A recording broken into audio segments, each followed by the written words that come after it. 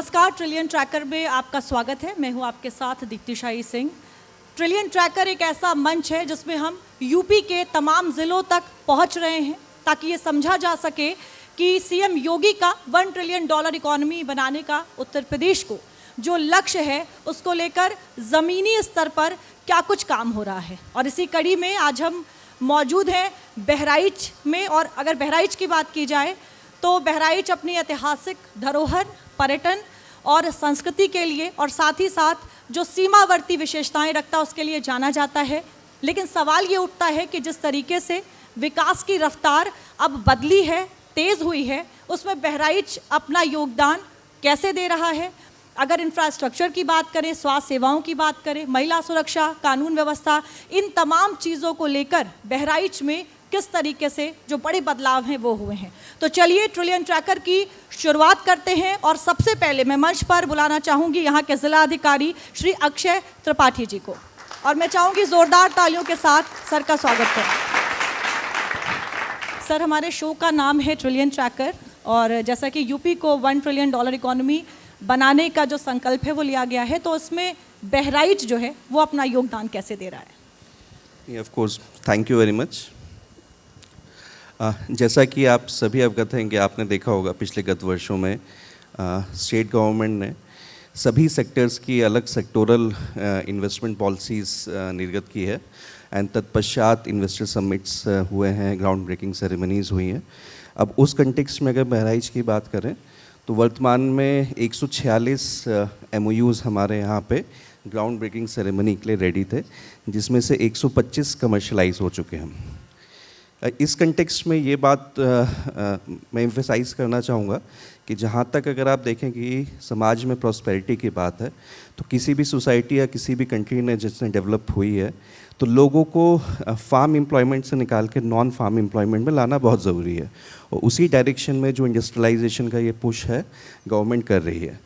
ऐसे में बहराइच का जो इंडस्ट्री का अगर हम सेक्टर देखें तो ट्रेडिशनली वो एग्रीकल्चर बेस्ड इंडस्ट्रीज़ के ऊपर ही डिपेंड रहा है। अब वो डाइवर्सिफिकेशन की तरफ हम चल रहे हैं, और एक जो सबसे मेजर उसमें बॉटलनेक होता है वो लैंड का रहता है। और वर्तमान में बहराइच में कोई भी बड़ा इंडस्ट्रियल स्टेट नहीं है, तो उस दिशा में एक डेवलपमेंट, एक पॉजिटिव डेवलपमेंट अभी हुआ है कि जो यहाँ पर प्रपोज्ड एक्सप्रेसवे है, शामली गोरखपुर एक्सप्रेसवे जो है, जो आगे सिलीगुड़ी तक जाएगा, उसके अलॉन्ग यूपीडा जो कि एक्सप्रेसवे और इंडस्ट्री की हमारी अथॉरिटी है यूपी के, उनके साथ इसमें एग्रीमेंट हुआ है कि एक बड़ा इंडस्ट्रियल स्टेट हम वहाँ बनाएंगे। और हमने 3 शॉर्टलिस्ट करके लैंड पार्सल्स जो उसमें किए थे, और काफ़ी बड़े उसमें लगभग 500-600 एकड़ के लैंड पार्सल्स हैं। उसमें 1 लैंड पार्सल्स पे एग्रीमेंट बन गया है, और अब उसके एक्विजिशन की प्रोसेस में हम लोग शुरू कर रहे हैं। तो ये एक बड़ा डेवलपमेंट होगा। और जो सरकार का एक ओवरऑल पुश रहा है इंडस्ट्रियलाइजेशन के लिए पिछले कुछ सालों में, और वो जो माहौल चेंज हुआ है उसको लेवरेज करते हुए बहराइच भी अपनी भागीदारी उसमें दर्ज करेगा। और एक बार ये इंडस्ट्रियल कॉरिडोर जो कि एक्सप्रेसवे के अलॉन्ग लगभग 500 से 600 एकड़ का एक इंडस्ट्रियल स्टेट हमारा जो बनेगा, वो एक बहुत उपयोगी साबित होगा बहराइच को प्रॉस्पेरिटी की तरफ ले जाने के लिए। बिल्कुल सर, अगर यूपी की बात करें तो खेती और किसानी जो है वो मुख्य यहाँ का धंधा कारोबार माना जाता है, और किसान एक अन्नदाता के रूप में देखा जाता है। लेकिन अगर आपके मंडल देवी पाटन की बात की जाए तो वहाँ के जो अभी किसान हैं छोटी जोत के हैं, और पश्चिमी क्षेत्रों के जो किसान हैं उनकी तरह समृद्ध भी नहीं हैं। तो इसको लेकर कैसे काम किया जा रहा है? क्या कृषि को अगर उद्योग का दर्जा दिया जाए और इसे उद्योग की तरह अगर बढ़ावा दिया जाए तो क्या खेती की जो मुश्किलें हैं उसे मुनाफे में बदला जा सकता है? आपने ये बात सही कही कि लैंड होल्डिंग्स जो इस एरिया में टुवर्ड्स ईस्टर्न यूपी अगर हम देखें तो लैंड होल्डिंग्स लोगों के पास कम रहती है। और आज की तारीख में भी जो मेजर एम्प्लॉयमेंट हमारा जनरेशन है वो एग्रीकल्चर से ही आता है, स्पेशली इस डिस्ट्रिक्ट में।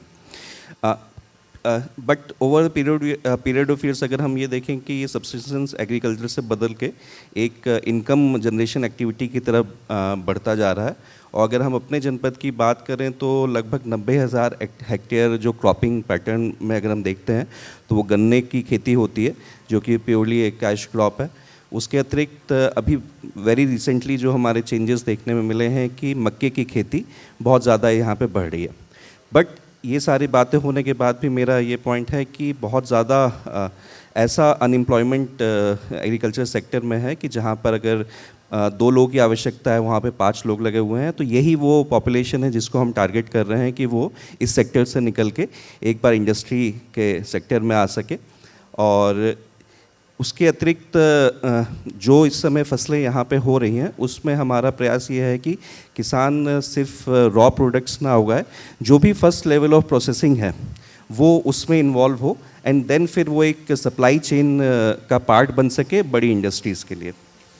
सर, अगर खेती की बात करें बहराइच में, तो यहाँ पर गन्ना और केले की जो है पर्याप्त मात्रा में उपज होती है, लेकिन मात्र 3 शुगर मिल हैं और फूड प्रोसेसिंग को लेकर जहाँ पर केले को पकाया जाता है, ऐसी भी सिर्फ एक ही फैक्ट्री है यहाँ पर। इस दिशा में क्या और भी आगे कुछ काम हो रहे हैं? दोनों ही पहले आपने गन्ने की बात की। इस समय वर्किंग ज़रूर हमारी 3 मिल है। एक चौथी मिल है जो कि चिलवरिया में सिचुएटेड है, उसमें कुछ डिस्प्यूट उनका रहा था, बट मैटर अभी एनसीएलटी में चला गया था। अब हम उस स्टेज में पहुंच गए हैं जहां पे सीओसी गठन करते हुए वो मिल फिर से चलने की स्थिति में आ जाए, तो दोबारा वो फिर से चलेगी और जो इस एरिया के किसान होंगे लाभान्वित होंगे। और जहाँ तक बनाना कल्टीवेशन और बनाने की प्रोसेसिंग और उसके सेक्टर को और इम्प्रूव करने की बात है, तो एस्पिरेशनल डिस्ट्रिक्ट प्रोग्राम के अंदर बनाना टिश्यू कल्चर की लैब एक यहाँ पर हम लोगों ने इस्टेब्लिश की है, जिसके माध्यम से और साइंटिफिक वे में हम इस सेक्टर को बढ़ावा दे सकेंगे। और सिमिलरली सीएम युवा और पीएफएमई से इसको टाई अप करके जो फर्दर इसकी प्रोसेसिंग करके इंडस्ट्री की सप्लाई चेन में इस सेक्टर को जोड़ने की कोशिश है, वो की जा रही है। एक बात के लिए मैं चाहूँगी ज़रा बहराइच के लोग एक बार ज़ोरदार तालियां बजाएं। यूपी में प्राकृतिक खेती का जो सबसे बड़ा रकबा है वो बहराइच ज़िले में है। पूरे यूपी के लिए 93,000 हेक्टेयर का लक्ष्य है, जिसमें करीब 6,000 हेक्टेयर बहराइच में है। अब इसको और किसानों तक पहुंचाने के लिए सर क्या काम हो रहा है, और साथ ही जैविक खेती से किसानों को भी लाभ हो सके और जनता को भी, इसके लिए क्या हो रहा है सर? जैविक खेती एक ऐसा टॉपिक है कि अगर हम किसी से भी उसकी चर्चा करेंगे तो हर व्यक्ति कहेगा कि बहुत अच्छा है, केमिकल फ्री है, हमारी हेल्थ के लिए बहुत अच्छा है। बट अगर हम किसान के पॉइंट ऑफ व्यू से देखेंगे, जब तक उसको इकोनॉमिक रिजल्ट उसमें नहीं मिलते हैं तो वो जस्टिफाई नहीं कर पाते हैं। प्लस ऑर्गेनिक और नेचुरल खेती से जो प्रोडक्ट्स निकलते हैं उसकी मार्केटिंग एक मेजर इशू रहता है। तो हम एक्नॉलेज करते हैं कि ट्रेडिशनली ऑफ कोर्स जो हमारे पेस्टिसाइड बेस्ड खेती रही हैं, उन्होंने हमारे देश को फूड सिक्योरिटी दी है। बट जैसे कि अगर हम पंजाब का एग्जांपल देखते हैं तो एक ट्रेन का नाम ही कैंसर ट्रेन है। तो over a period of time वो एक्यूमुलेशन होता जाता है, और अब ये अच्छी बात है कि रियलाइजेशन है कि अपनी हेल्थ के लिए, लॉन्ग टर्म हेल्थ के लिए हमें किस तरह के प्रोडक्ट्स कंज्यूम करने चाहिए। तो इसमें मैं स्पेशली क्रेडिट देना चाहूँगा यहाँ के डिप्टी डायरेक्टर एग्रीकल्चर को। एकेडमिकली उनका काफ़ी इंटरेस्ट का एरिया भी है नेचुरल फार्मिंग, और जैसा कि आपने मेंशन किया कि यूपी के लगभग 90,000 हेक्टेयर में 6,000 हेक्टेयर बहराइच का उसमें एरिया है। बट जो उसके चैलेंजेस हैं कि किसानों को उसमें एक अच्छी आय मिल सके और साथ साथ उसके प्रोडक्ट्स का बेटर मार्केटिंग हो सके और हम लोगों तक पहुंच सके, उस चेन को पूरा एक कॉम्प्रिहेंसिवली जोड़ने का पूरा प्रयास किया जा रहा है। सर, अगर बहराइच की बात करें तो यहाँ पर इको टूरिज़्म की जो संभावनाएं हैं वो देखी जा सकती हैं। कतरनिया घाट है, यहाँ पर थारू जनजाति है। अब इसको किस तरीके से एक्सप्लोर किया जा रहा है? जो ये तराई की बेल्ट अगर आप देखेंगे कि पीलीभीत से शुरू होकर नेपाल बॉर्डर के अलॉन्ग लखीमपुर, बहराइच, श्रावस्ती, बलरामपुर जो बेल्ट है, नेचुरली बहुत ही सुंदर है। यहाँ के फॉरेस्ट जो हैं बहुत प्रिस्टीन हैं और बहुत ओल्ड हैं। बट जहाँ तक टूरिज़्म की बात आती है तो फर्स्ट पुश तो ऑफ कोर्स गवर्नमेंट का है।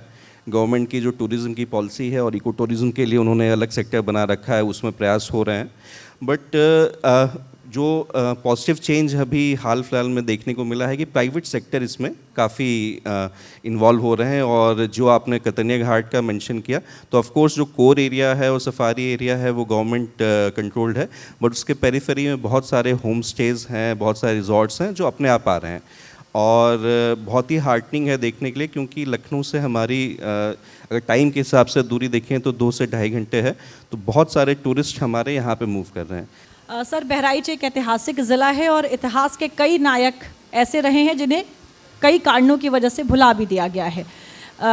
उनका जो भी योगदान रहा उसके बारे में हमें बताया नहीं गया, पढ़ाया नहीं गया। और बहराइच के इतिहास में एक ऐसी घटना हुई है जिसे अभी सही ढंग से आने वाली जो पीढ़ी है उसे बताने की बात भी कही जा रही है। मैं बात कर रही हूँ महाराजा सुहेलदेव की, जिनके बारे में विकास के साथ विरासत भी ज़रूरी है। तो क्या इसको लेकर भी कुछ काम किया जा रहा है कि आने वाली पीढ़ी अपनी इस विरासत को पहचान सके? सन 1034 की ये घटना है जिसमें बैटल ऑफ बहराइच के रूप में दर्ज है, और उसमें जो फॉरेन आर्मीज़ थी उनको डिफ़ीट किया था यहीं से, जहाँ पे हम लोग बैठे हुए हैं, यहाँ से लगभग 5 किलोमीटर दूर एक चित्तौरा झील है जहाँ पर उनको हराया गया था और आर्मी को वापस पुश बैक किया गया था। अनफॉर्चुनेट ये रहा कि over a period of time जो इतिहास के पन्नों में ये चीज़ छुप गई। बट अच्छी बात ये भी है कि सरकार के प्रयासों से और समाज के प्रयासों से ये फिर से रिसर्जेंट हुई है। इस कंटेक्स्ट में बस 2-3 चीज़ें मेंशन करना चाहूँगा कि महाराजा सुहेलदेव जी की स्मृति को सहेजने के लिए गवर्नमेंट ने एक स्मारक का निर्माण कराया था, जो गत वर्ष माननीय मुख्यमंत्री जी के कर कमलों से जिसका उद्घाटन किया गया। और आज स्थिति ये है कि नॉर्मली वहाँ पर प्रतिदिन हमें 1000 टूरिस्ट का फुटफॉल मिल रहा है। और साथ ही साथ कल्चरली एक ऐसा इवेंट बनाने का प्रयास किया गया है यहाँ पे लोकली कि जो हर साल उनकी स्मृति को याद करे और लोगों को उसमें जोड़े। तो उसी क्रम में इस वर्ष पहली बार महाराजा सुहेलदेव जी का विजय उत्सव हमने उसी स्थल पे मनाया, जहाँ पर हमने सांस्कृतिक कार्यक्रमों को भी जोड़ा, बच्चों के कार्यक्रमों को भी जोड़ा, महाराजा सुहेलदेव जी से संबंधित प्रदर्शनी का आयोजन किया, प्लस सरकारी विभागों के जो डेवलपमेंट स्कीम्स है उनको वहाँ पे हमने इन्वॉल्व किया। बच्चों खेलने के लिए झूले लगाए, झील पे आरती की गई। तो ये सारे कार्यक्रम करके एक इवेंट स्टैब्लिश करने का प्रयास किया गया है। उसके अतिरिक्त फर्दर भी सरकार कमिटेड है महाराजा सुहेलदेव जी के नाम पे जो आगे और डेवलपमेंट है। तो जो झील जहाँ पे मैंने जिक्र किया था, ये बैटल हुआ था, अब इस समय ऑनगोइंग प्रोजेक्ट है उस झील का वापस रिजुवनेशन करके और उसको डेवलप करना। तो लोगों को यही मैसेज है कि जो नायक या हीरोज़ हमारे इतिहास में रहे हैं और जो भुला दिए गए हैं, कोशिश करें कि आगे आने वाली जनरेशन को उनके बारे में अवेयर कराएं और वापस उसी इतिहास से लोगों को जोड़ा जाए। बिल्कुल सर, अगर बात इतिहास की हो रही है तो यहाँ पर भरतापुर गांव का भी जिक्र करना चाहूँगी। दर्शकों के लिए बता दें कि बहराइच का भरतापुर गांव गेरुआ नदी के पास बसा था, जो 3 तरफ से जंगलों से घिरा और एक तरफ नदी से। गांव जाने के लिए कई किलोमीटर लंबा जंगल पार करना होता था और वहां रहने वाले लोगों का जो जीवन था वो बेहद मुश्किल भरा था। सीएम योगी के आदेश के बाद भरतापुर गांव के करीब 130 परिवार को विस्थापित करके नई जगह बसाया भी गया और उन्हें शिक्षा, स्वास्थ्य, स्वच्छ जल जैसी वो तमाम सुविधाएं दी गई जो हर नागरिक का हक भी है। अब भरतापुर गांव के विस्थापन का जो काम है वो कहाँ तक पहुँचा है सर? इस बात को शुरू करने के पहले मैं सबसे पहले मेंशन करना चाहूँगा कि माननीय मुख्यमंत्री जी जब अभी रिसेंटली यहाँ पर थे और इस कार्यक्रम में थे, तो अब उनके निर्देश के क्रम में ये गांव आगे से भरतपुर ग्राम के नाम से जाना जाएगा। और ये भी आपको और दर्शकों को बताना चाहूँगा कि जो विस्थापन का कार्य भरतापुर या भरतपुर विलेज का हो रहा है, ये वन ऑफ इट्स काइंड है। इसके संबंध में कोई ऐसी पॉलिसी गाइडलाइन या पहले नहीं थी और स्टेट गवर्नमेंट ने माननीय मुख्यमंत्री जी के निर्देशों पे एक पहला ऐसा यूनिक प्रोजेक्ट है जो डिज़ाइन किया है जिसमें विभिन्न कंपोनेंट्स हैं इसके विस्थापन के। जहाँ तक उसकी करेंट प्रोग्रेस की बात है, इसमें 136 परिवारों को लगभग 750 स्क्वायर फीट के प्लॉट्स आवंटित करते हुए एक इंटीग्रेटेड कॉलोनी बनाने का प्रोजेक्ट चल रहा है, जिसमें सभी के जो आवास निर्माण है उसकी प्रोग्रेस वर्तमान में चल रही है।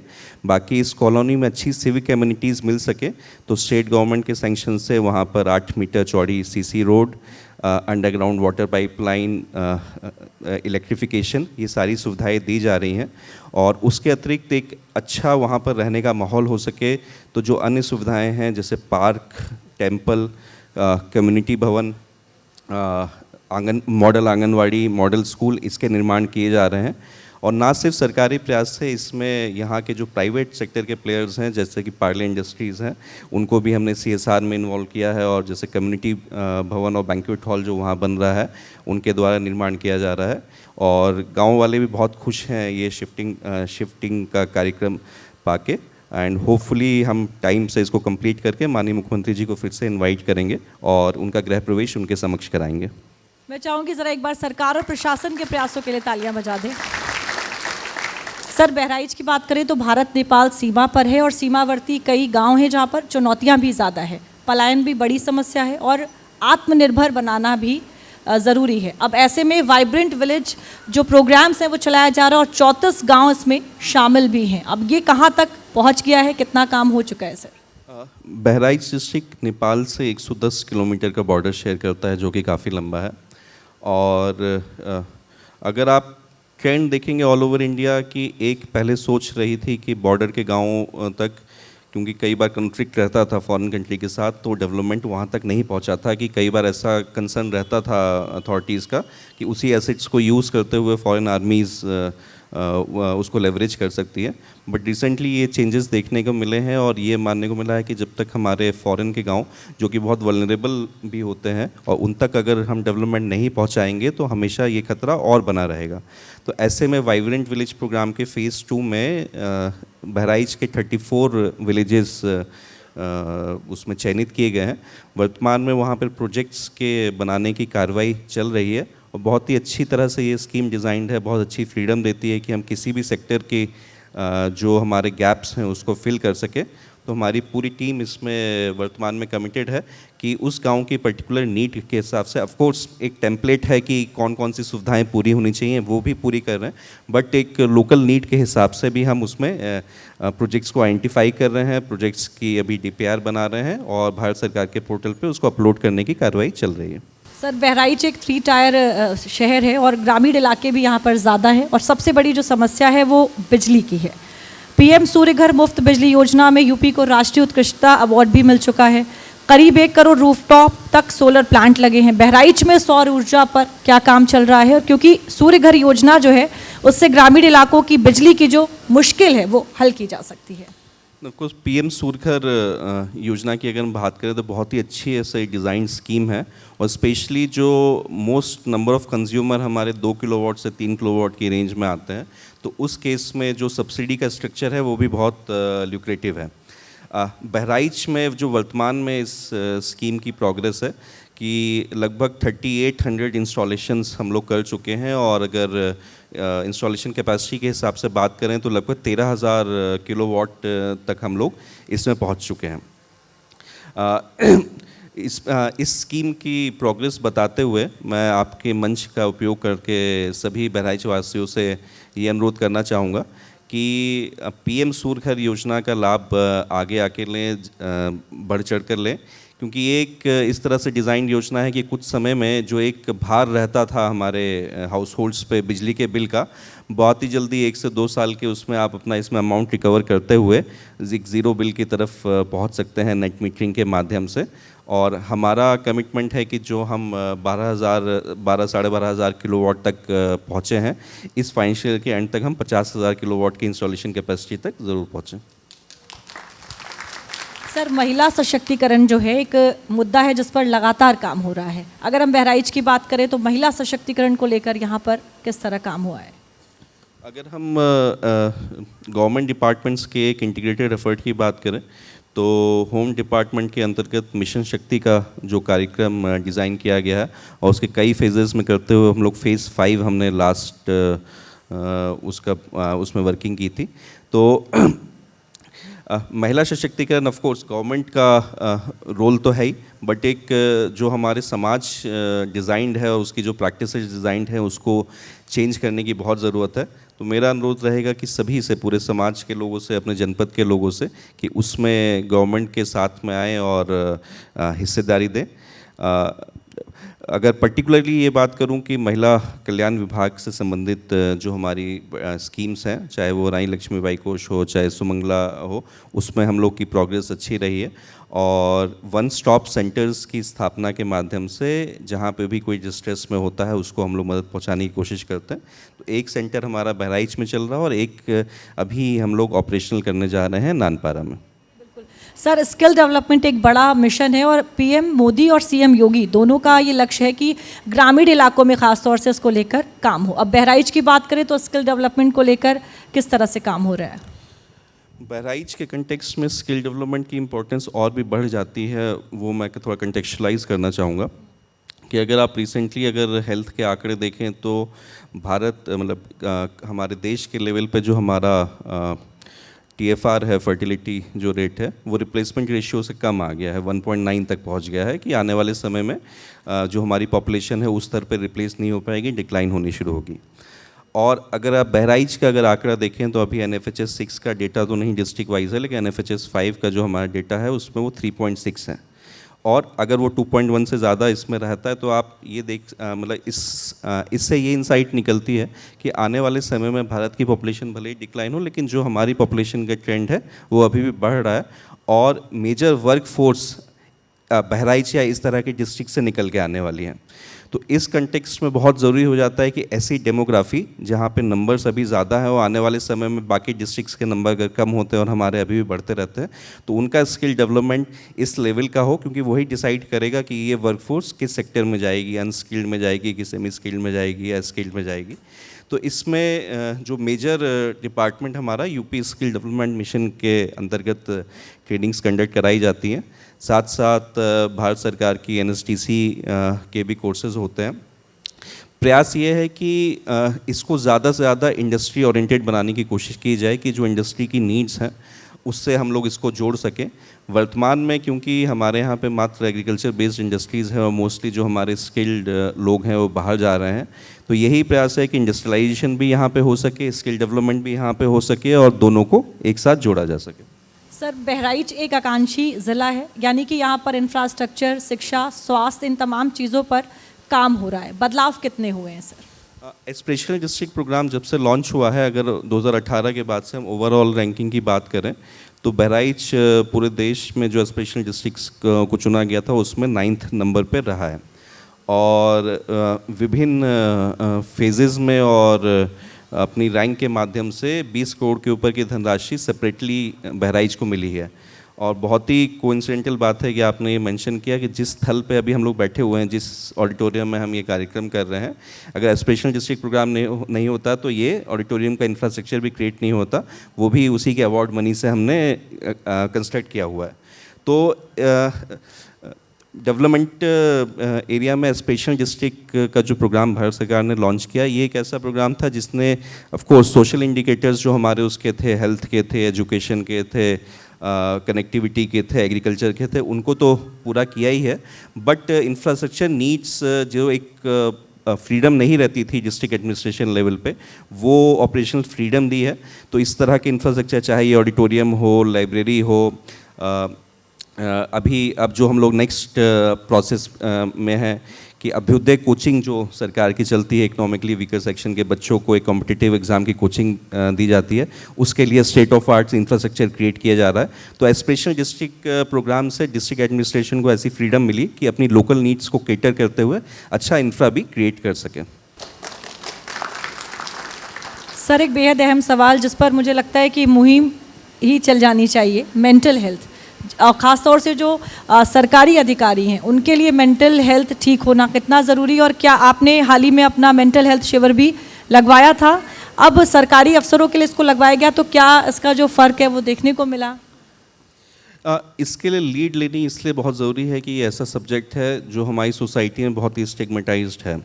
आज भी अगर हम अगर डिप्रेशन की या क्लिनिकल डिप्रेशन की भी बात कर रहे हैं, अगर कोई उसका ट्रीटमेंट लेना चाहे, बहुत ही स्टिग्मा से देखा जाता है। तो उसको नॉर्मलाइज करने के लिए हमने ये एक एफर्ट किया था कि मेंटल हेल्थ पे भी हम लोग बातचीत कर सकें, और ये ना माने कि मेंटल हेल्थ प्रॉब्लम अगर किसी को है तो उसको हम लोग स्टिग्मा की नज़र से देखें, और ये एक नॉर्मल कन्वर्जेशन का पार्ट हो सके, इसलिए हमने एक ये कैंप लगाया था। और जिस हिसाब से वर्क प्रेशर बढ़ता जा रहा है, और ऑफ कोर्स हमारा, क्योंकि हमारी कंट्री की डेवलपमेंट का जो अभी जंक्चर है वो इतना इम्पॉर्टेंट है कि हम अब उस टाइम पे है कि अब हम डेवलपिंग नेशन से डेवलप्ड नेशन की तरफ बढ़ते जा रहे हैं, और विकसित भारत का जो 2047 का संकल्प है, हमारे डेवलपमेंट मॉडल में जो कि सोशलिस्टिक डेवलपमेंट मॉडल है उसमें गवर्नमेंट का बहुत बड़ा रोल है। ऐसे में गवर्नमेंट अधिकारी जो हैं कर्मचारी हैं अधिकारी हैं और लोग के एस्पिरेशंस भी बहुत बढ़ गई हैं, तो बहुत ज़्यादा वर्क प्रेशर रहता है और इस मेंटल हेल्थ पे या डिप्रेशन पे कोई बात नहीं करना चाहता। इसीलिए as a head of district administration मैंने ये इनिशिएटिव लिया था कि हम सबसे चर्चा कर सकें। कोई व्यक्ति जिसमें से आगे आके वो, क्योंकि बहुत इजी उसके ट्रीटमेंट्स हैं, अगर हम उसको इग्नोर करेंगे तो ऑफ कोर्स बढ़ेगा। प्रयास ये है कि लोग उसके बारे में बात कर सकें, नॉर्मली बात कर सकें, स्टिग्मा से ना देखें। अगर कोई उसकी नीड में होता है तो हम हाथ बढ़ा के उसकी मदद कर सकें, यही प्रयास है। अक्षय जी बहुत बहुत धन्यवाद हमसे बातचीत करने के लिए। किसी भी ज़िले के विकास की जब बात होती है तो वहाँ की कानून व्यवस्था कितनी बेहतर है ये जानना बेहद ज़रूरी है, क्योंकि जहाँ पर कानून व्यवस्था बेहतर होगी उसी ज़िले का जो विकास है वो पूरी तरह से हो सकेगा। और इसी कड़ी में मैं अब अपने बीच यहाँ मंच पर बुलाना चाहती हूँ बहराइच के एसपी श्री विश्वजीत श्रीवास्तव जी को। मैं चाहूँगी ज़ोरदार तालियों के साथ सर का स्वागत करें। सर, आपको यहाँ पर आए हुए अभी महज 2 महीने ही हुए हैं। कानून व्यवस्था के लिहाज से अगर बात करें तो बहराइच की क्या स्थिति है? अब मुझे यहाँ आए अब 2 महीने से ज़्यादा 3 महीने करीब हो गए हैं और कानून व्यवस्था और अपराध दोनों की दृष्टियों से ये शांत ज़िला है और कोई ऐसी बहुत गंभीर समस्या यहाँ पर नहीं है जिसके बारे में बहुत हम लोग डिस्कस करें। एक अच्छा और शांत ज़िला है। सर, नेपाल बॉर्डर का ज़िला है, ज़िला भले ही छोटा है लेकिन चुनौतियाँ यहाँ पर बड़ी हैं क्योंकि इंटरनेशनल सीमा है ये, तो स्मगलिंग पर लगाम कैसे लगा रहे हैं? ये बात सही है, जो इंटरनेशनल सीमा है वो बहराइच के लिए एक चुनौतीपूर्ण कार्य यहाँ पुलिस और प्रशासन के लिए रहता है, जो कि करीब 110 किलोमीटर का ये बॉर्डर है और मेरे 5 थाने इससे इफ़ेक्ट होते हैं और सिर्फ रुपाहिडिया को छोड़ के बाकी सारे के सारे पोरस बॉर्डर हैं, खेत हैं और उन पे बहुत ज़्यादा तमाम कच्चे से रास्ते हैं।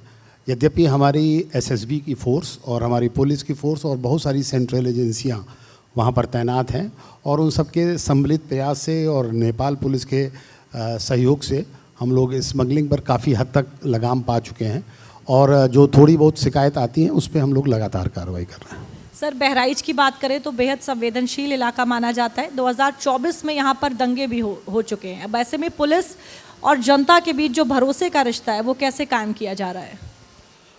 जी, ये बात सही है कि सांप्रदायिक रूप से बहराइच संवेदनशील ज़िलों में आता है और यहाँ 2024 में और इससे पूर्व में भी कुछ घटनाएं ऐसी हुई हैं जो कि सांप्रदायिक रूप से काफ़ी संवेदनशील रही हैं।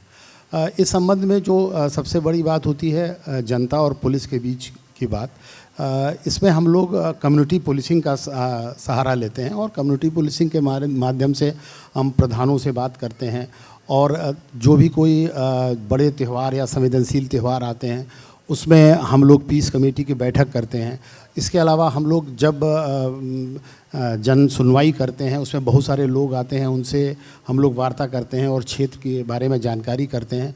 इन सभी के प्रयासों से एक हम लोगों को क्षेत्र के बारे में जानकारी हो जाती है कि क्या स्थितियां हैं और उससे हम लोग टेलीफोन और मोबाइल नंबर का आदान प्रदान करके तमाम सारी सूचनाओं के बारे में जानकारी रखते हैं और इसी से हम लोग अपना विश्वास ही बहाल करते हैं और इससे एक बहुत सहयोग मिलता है कभी अगर कोई इस तरह की घटना होती है। सर, अगर सोशल मीडिया की बात करें तो ये 2धारी तलवार है और बहराइच जैसे जो संवेदनशील ज़िले हैं उनके लिए तो ख़ास तौर पर। अब अगर सोशल मीडिया के माध्यम से आजकल जो दंगे हैं वो भड़काए जाते हैं, इस पर किस तरीके से जो लगाम है वो लगाई जा रही है? ये सवाल बहुत अच्छा है आपका और मैं सभी इस मंच के माध्यम से मैं कहना चाहूँगा कि जो सोशल मीडिया है ये बिल्कुल सही बात है कि 2धारी तलवार है। अगर इसका सही इस्तेमाल किया जाए तो ये बहुत अच्छा होता है और अगर इसका गलत इस्तेमाल किया जाए तो ये बहुत ही ख़तरनाक हो जाता है। और इसके बारे में मैं आपको बता दूं कि इसमें हमारा प्रत्येक थाने पे हमारे यहाँ साइबर और सर्विलांस सेल बनाई गई है। इसके अलावा एक सेंट्रल साइबर सेल और साइबर थाना और सर्विलांस सेल है जो यहाँ पर हमारे ऑफिस में ही काम करता है। इसमें वेल इक्विप्ड लोग और वेल ट्रेन्ड लोग तैयार हैं और वो 24/7 इस पर जितनी सोशल मीडिया है उस पर नज़र रखते हैं और इसके माध्यम से हम लोग अलर्ट रहते हैं और कोई भी इस तरह की बात होती है उस पर तत्काल हम लोग कार्रवाई करते हैं। यही नहीं, हमारे डीजीपी साहब लखनऊ से भी जो उनका मीडिया सेल है वो भी लगातार इस पर नज़र रखता है। अगर कोई चीज़ हम लोग से छूट जाती है तो वहाँ से कवर होती है और कोई भी सोशल मीडिया पर इस तरह का कंटेंट चलता है हम लोगों को तुरंत जानकारी होती है और उस पर हम लोग कार्रवाई करते हैं। सर, एक बड़ी मुश्किल है जिससे आपको भी अपने लंबे करियर में दो चार होना पड़ा होगा, आम लोगों के बीच और पुलिस के बीच जो सामंजस्य है वो कम देखने को मिलता है। यानी कि जो आम लोग हैं वो पुलिस से डरते ज़्यादा हैं और समस्याएं लेकर आने में हिचकिचाते भी हैं।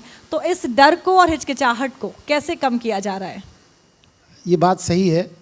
पुलिस के प्रति आम जनता में एक डर सा होता है और बहुत से लोग पुलिस के बारे में बातें सुनकर एक इमेज बनाते हैं या समाचार पत्रों में इस तरह की गलत खबरों को पढ़कर एक इमेज बना लेते हैं और जिससे वो पुलिस से थोड़ा सा दूरी बनाते हैं।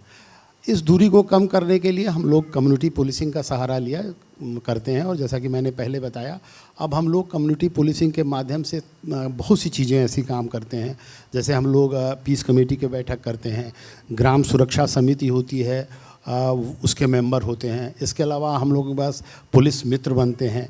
तमाम इस तरह के फ्रंट हम लोग रखते हैं जिससे हम लोग जनता के बीच में घुल मिलकर काम कर सकें।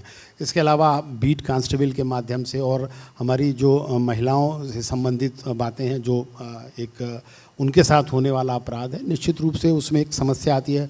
उसमें हम लोगों ने महिला बीन बनाई है, मिशन MSK हमारा मिशन शक्ति केंद्र चल रहा है। इस तरह के तमाम कम्युनिटी पुलिसिंग की जो टूल्स हैं उनके माध्यम से हम लोग कोशिश करते हैं कि जनता में हम लोगों के प्रति विश्वास बना रहे। सर, हालांकि आपने शुरुआत में बताया कि शांत ज़िला है, अभी फ़िलहाल ऐसी कोई समस्या नहीं है, बावजूद इसके क्या बहराइच में कोई ऑर्गेनाइज्ड क्राइम अभी भी है? नहीं, बहराइच में ऑर्गेनाइज्ड क्राइम बिल्कुल नहीं है। ठीक है सर, आजकल अपराध का नया मॉड्यूल दिख रहा है। अनजान से दिखने वाले जो लड़के हैं उनसे अपराध कराया जा रहा है, जिनका कोई ट्रैक रिकॉर्ड भी आपराधिक नहीं रहा है। ऐसे में पुलिसिंग और भी मुश्किल हो जाती है। इससे किस तरीके से निपटा जाता है? बिल्कुल, ये बात अभी हाल में जो पिछले 5-7 सालों में ये एक चुनौती भर के हम लोगों के सामने आया है निकल के। चूँकि हम लोगों के पास जिनका क्रिमिनल रिकॉर्ड रहता है तो हम लोगों के पास तमाम सारे ऐसी चीज़ें होती हैं। हम लोगों के DCR भी होता है, क्रिमिनल हिस्ट्री होती है। हम लोगों ने बहुत सारे अपराधियों को गुंडा act, gangster act, preventive action में तमाम चीज़ों में हम लोग बंद कर देते हैं, जिससे कि एकदम जो ऑर्गेनाइज क्राइम आपने बताया वो एकदम ख़त्म सा हो जाता है। लेकिन ये बात सही है कि जो हमारी युवा पीढ़ी है उसमें बहुत से लोग या कुछ लोग जो गलत संगत में पड़ जाते हैं, वो एक जिसको कहते हैं कि मोहल्ले के दादा या क्षेत्र के या बाज़ारों में जो गांव देहात की बाज़ार होती है उसमें कुछ गुंडे बन के उभरते हैं और उनका कोई क्रिमिनल रिकॉर्ड नहीं होता है। वो थोड़ा भटके हुए युवा होते हैं और तमाम सी चीज़ों में वो मारपीट या तमाम इस तरह की बातें करते हैं जिससे आम जनमानस बहुत प्रभावित होता है। कभी कभी उनके किए हुए क्राइम बहुत छोटे होते हैं लेकिन उसका असर किसी भी शरीफ आदमी के लिए बहुत बड़ा होता है। इसके लिए हम लोगों ने जो व्यवस्था की है इसमें हम लोग बहुत सारे सोशल मीडिया के माध्यम से और कम्युनिटी पुलिसिंग के माध्यम से हम लोग लोगों को जागरूक भी करते हैं कि कहीं भी इस तरह की बात हो, कोई इस तरह की, तो हम लोगों को बात बताएं। इसके अलावा हम लोगों की जो पेट्रोलिंग पार्टी है, चेकिंग पार्टी है, वो लगातार इसमें एक्टिव रहती है और इसके माध्यम से हम लोग इस तरह के क्राइम को और इस तरह के लोगों को चिन्हित करते हैं और उस पर फिर कार्रवाई करते हैं। सर, महिला सुरक्षा जो है एक बड़ा विषय है और अर्थव्यवस्था के लिए भी बेहद ज़रूरी है, क्योंकि इकॉनमी तभी मजबूत होगी जब आधी आबादी की भी हिस्सेदारी होगी। महिला सुरक्षा को लेकर किस तरह यहाँ पर काम हो रहा है? महिला सुरक्षा को लेकर हमारी सरकार, हमारा प्रशासन, हमारे DGP साहब, सभी लोग बहुत गंभीर हैं और महिला सुरक्षा के संबंध में बहुत सारे अभियान और बहुत सारी कार्रवाइयाँ हम लोग लगातार करते हैं। महिला संबंधी अपराध पहले तो हम लोग ये कोशिश करते हैं कि वो हो ही ना और सभी महिलाएं अपने आप को सुरक्षित महसूस करें। इसके लिए हम लोगों ने पहले पुरुष की बीट होती थी, अब हम लोगों ने महिला बीट तैयार की है जिसमें महिलाएं जो है वो हफ्ते में 3 दिन जाकर गाँव में, देहातों में महिलाओं के बीच बैठकर, स्कूलों में, पंचायतों में बैठकर उनकी समस्याएं जानती हैं। इसके अलावा मिशन शक्ति केंद्र हर थानों पर बनाया गया है, जिसमें कि कोई भी महिला आकर अब सीधे बिना हिचक अपनी बात कह सकती है, क्योंकि उसमें सभी महिला अधिकारी भी तैनात होती हैं, जिससे निसंकोच वो अपनी बात कह सकती हैं। इसके अलावा जो महिला क्राइम हो जाते हैं उनके लिए एक जियो भी है, और हम लोग कोशिश करते हैं कि जितनी जल्दी से जल्दी हो वो अपराधी पकड़े जाएं, और न सिर्फ अपराधी पकड़े जाएं बल्कि उनमें और भी प्रिवेंटिव कार्रवाइयाँ हों, जिससे वे भविष्य में इस तरह का कोई काम ना कर सकें। महिला अपराध में हम लोग बहुत ही सख्त कार्रवाई करते हैं, जिससे कि एक उदाहरण बन के निकले और भविष्य में कोई इस तरह का क्राइम ना कर सके। सर, कांस्टेबल और दरोगा की अगर बात करें तो ये आपके फर्स्ट लाइन के लोग हैं जिनका इंटरेक्शन सीधे लोगों से होता है। खासतौर से अगर हम ग्रामीण लोगों की बात करें, क्योंकि तमाम जो ग्रामीण लोग हैं वो रोज़ बड़े अधिकारियों से नहीं मिल सकते हैं। अब ये जो तमाम लोग हैं इनका शालीन होना भी बेहद ज़रूरी है, तो क्या इस पर भी काम हुआ है? क्या कुछ काम आप कर रहे हैं? बिल्कुल, ये बात सही है। पुलिस के साथ जनता का जो दुर्व्यवहार कभी कभी होता है वो एक समस्या होती है। इसके लिए हम लोग लगातार ट्रेनिंग सेशन चलाते हैं, और बहुत से ट्रेनिंग सेशन में हम अपने कांस्टेबल्स को, सब इंस्पेक्टर को ट्रेन करते हैं किस तरह से उनको पब्लिक से व्यवहार करना है। अगर बच्चे हैं या महिलाएं हैं तो किस तरह से हमें उन्हें बात करनी है। हम लोग पूरा का पूरा एक ट्रेनिंग सेशन लगातार चलाते रहते हैं, और क्राइम मीटिंग के माध्यम से या जब हम लोग थानों पर जाते हैं तो इस तरह की कार्रवाइयाँ कराते रहते हैं। और अगर इसमें बाय द वे कोई शिकायत भी आती है तो इसमें बहुत सख्त कार्रवाई करते हैं, जिससे कि ये एक नमूना बने और लोग इसे समझें। सर, बहराइच एक 3 टायर शहर है, ऐसे में भ्रष्टाचार पुलिसिंग में एक बड़ी समस्या है। क्या इसका निपटारा अंदर ही हो जाता है, या भ्रष्टाचार को लेकर जो सख्त कदम है वो यहाँ की पुलिस की तरफ से उठाए जा रहे हैं? देखिए, भ्रष्टाचार को लेकर गवर्नमेंट की भी और पुलिस विभाग की भी 0 टॉलरेंस की नीति है। किसी भी हाल में कोई भी भ्रष्टाचार बर्दाश्त नहीं किया जाता है। इसके लिए हम लोगों ने भ्रष्टाचार ना हो थानों पर टोल फ्री नंबर भी जारी कर रखे हैं, जिससे कि आप अगर शिकायत करते हैं तो सीधे वो हम लोगों के पास आता है, और उसकी बहुत कड़ी कार्रवाई उसमें की जाती है। चूँकि ये बात भी सही है कि पुलिस पर जल्दी आरोप लगता है, और लेकिन इसमें हम लोगों को ये भी ध्यान रखना पड़ता है कि जो आरोप होती हैं उनके हम लोग जांच कराते हैं, और जांच में अगर सही पाया जाता है तो निश्चित रूप से कार्रवाई की जाती है। सर, बहराइच में ज़मीनों का विवाद बड़ा है, और जिस तरीके का इलाका है भू माफिया भी एक बड़ी समस्या है। इस पर किस तरीके से लगाम लगाई जा रही है? भू माफिया के और जहाँ तक बात है, और जो ज़मीनों की समस्या है, ये समस्या तो बिल्कुल है यहाँ पर, और काफ़ी सारी पुलिस से संबंधित समस्याएं सीधे ज़मीन से जुड़ी रहती हैं। इसके लिए हम लोग लगातार प्रयास करते हैं, और जो भू माफियाओं को चिन्हित करके उनके खिलाफ़ कठोर कार्रवाई करते हैं। गैंगस्टर एक्ट में कार्रवाई करते हैं, और 14A की कार्रवाई जो डीएम सर के माध्यम से होती है उसमें कार्रवाई करते हैं। अब जो नया BNSS आया है उसमें 107 BNSS की कार्रवाई आई है कि अगर कोई इस तरह का क्राइम करता है जिसने वो संपत्ति या ज़मीन अर्जित कर रखी है, उसको हम लोग अटैच करते हैं। इस तरह की कार्रवाइयाँ करते हैं, और इसमें हम लोग की 0 टॉलरेंस की नीति है। अगर कोई इस बात प्रकाश में आता है तो हम लोग इसमें कार्रवाई करते हैं, और ये कोशिश करते हैं कि भूमाफिया यहाँ ना पनप सके। सर, साइबर क्राइम जो है एक बड़ी समस्या बन गया है। अगर बहराइच की बात करें तो कितनी एडवांस है बहराइच पुलिस की साइबर क्राइम से निपटने के लिए, किस तरीके से तैयार है? बहराइच पुलिस किसी भी तरीके के साइबर क्राइम से निपटने को तैयार है। और अभी मैं यहाँ आने से पहले एक बड़ा लंबा सेशन अभी पिछले 1 घंटे से DGP सर और हमारे DG साइबर सेल खुद ले रहे थे, और उसमें हम लोगों को पूरी बातें बताई गई। जो नए टूल्स आए हैं, नई चीज़ें आई हैं, उनके बारे में बताया गया है। इसके अलावा यहाँ साइबर थाना है, ये कम से कम 10 से 15 सब इंस्पेक्टर और इंस्पेक्टर उसमें तैनात हैं। और इसके अलावा हर थानों पर एक साइबर हेल्प डेस्क बनी हुई है, एक सेंट्रली साइबर सेल बनी हुई है, जिसमें कोई भी तरीके की साइबर समस्या आती है तो सुलझाते हैं। इसके अलावा हर बुधवार को हम लोग साइबर जागरूकता का प्रोग्राम भी चलाते हैं। स्कूल, कॉलेजेस, पंचायतों में जहाँ पर जाके, या कोई बहुत बड़ा जहाँ गैदरिंग हो, तहसील दिवस हो या मेला हो, उन सब में भी जाके हम लोग इस तरह के प्रोग्राम चलाते हैं। सर, अगर आबादी की बात करें तो यूपी देश का सबसे बड़ा राज्य है, और बहराइच की ही बात करें तो करीब 50 लाख से ज़्यादा की यहाँ पर आबादी है। माना जाता है कि 1 लाख की जो आबादी है उस पर करीब 225 जो पुलिसकर्मी हैं वो होने चाहिए। पहले समस्या थी कि पर्याप्त पुलिस बल नहीं था, अब लगातार जो भर्तियां हैं वो हो रही हैं। तो बहराइच की फिलहाल क्या स्थिति है? अब पुलिस फोर्स की फ़िलहाल कोई ऐसी कमी नहीं है और अभी लगातार भर्तियां सरकार द्वारा कराई गई।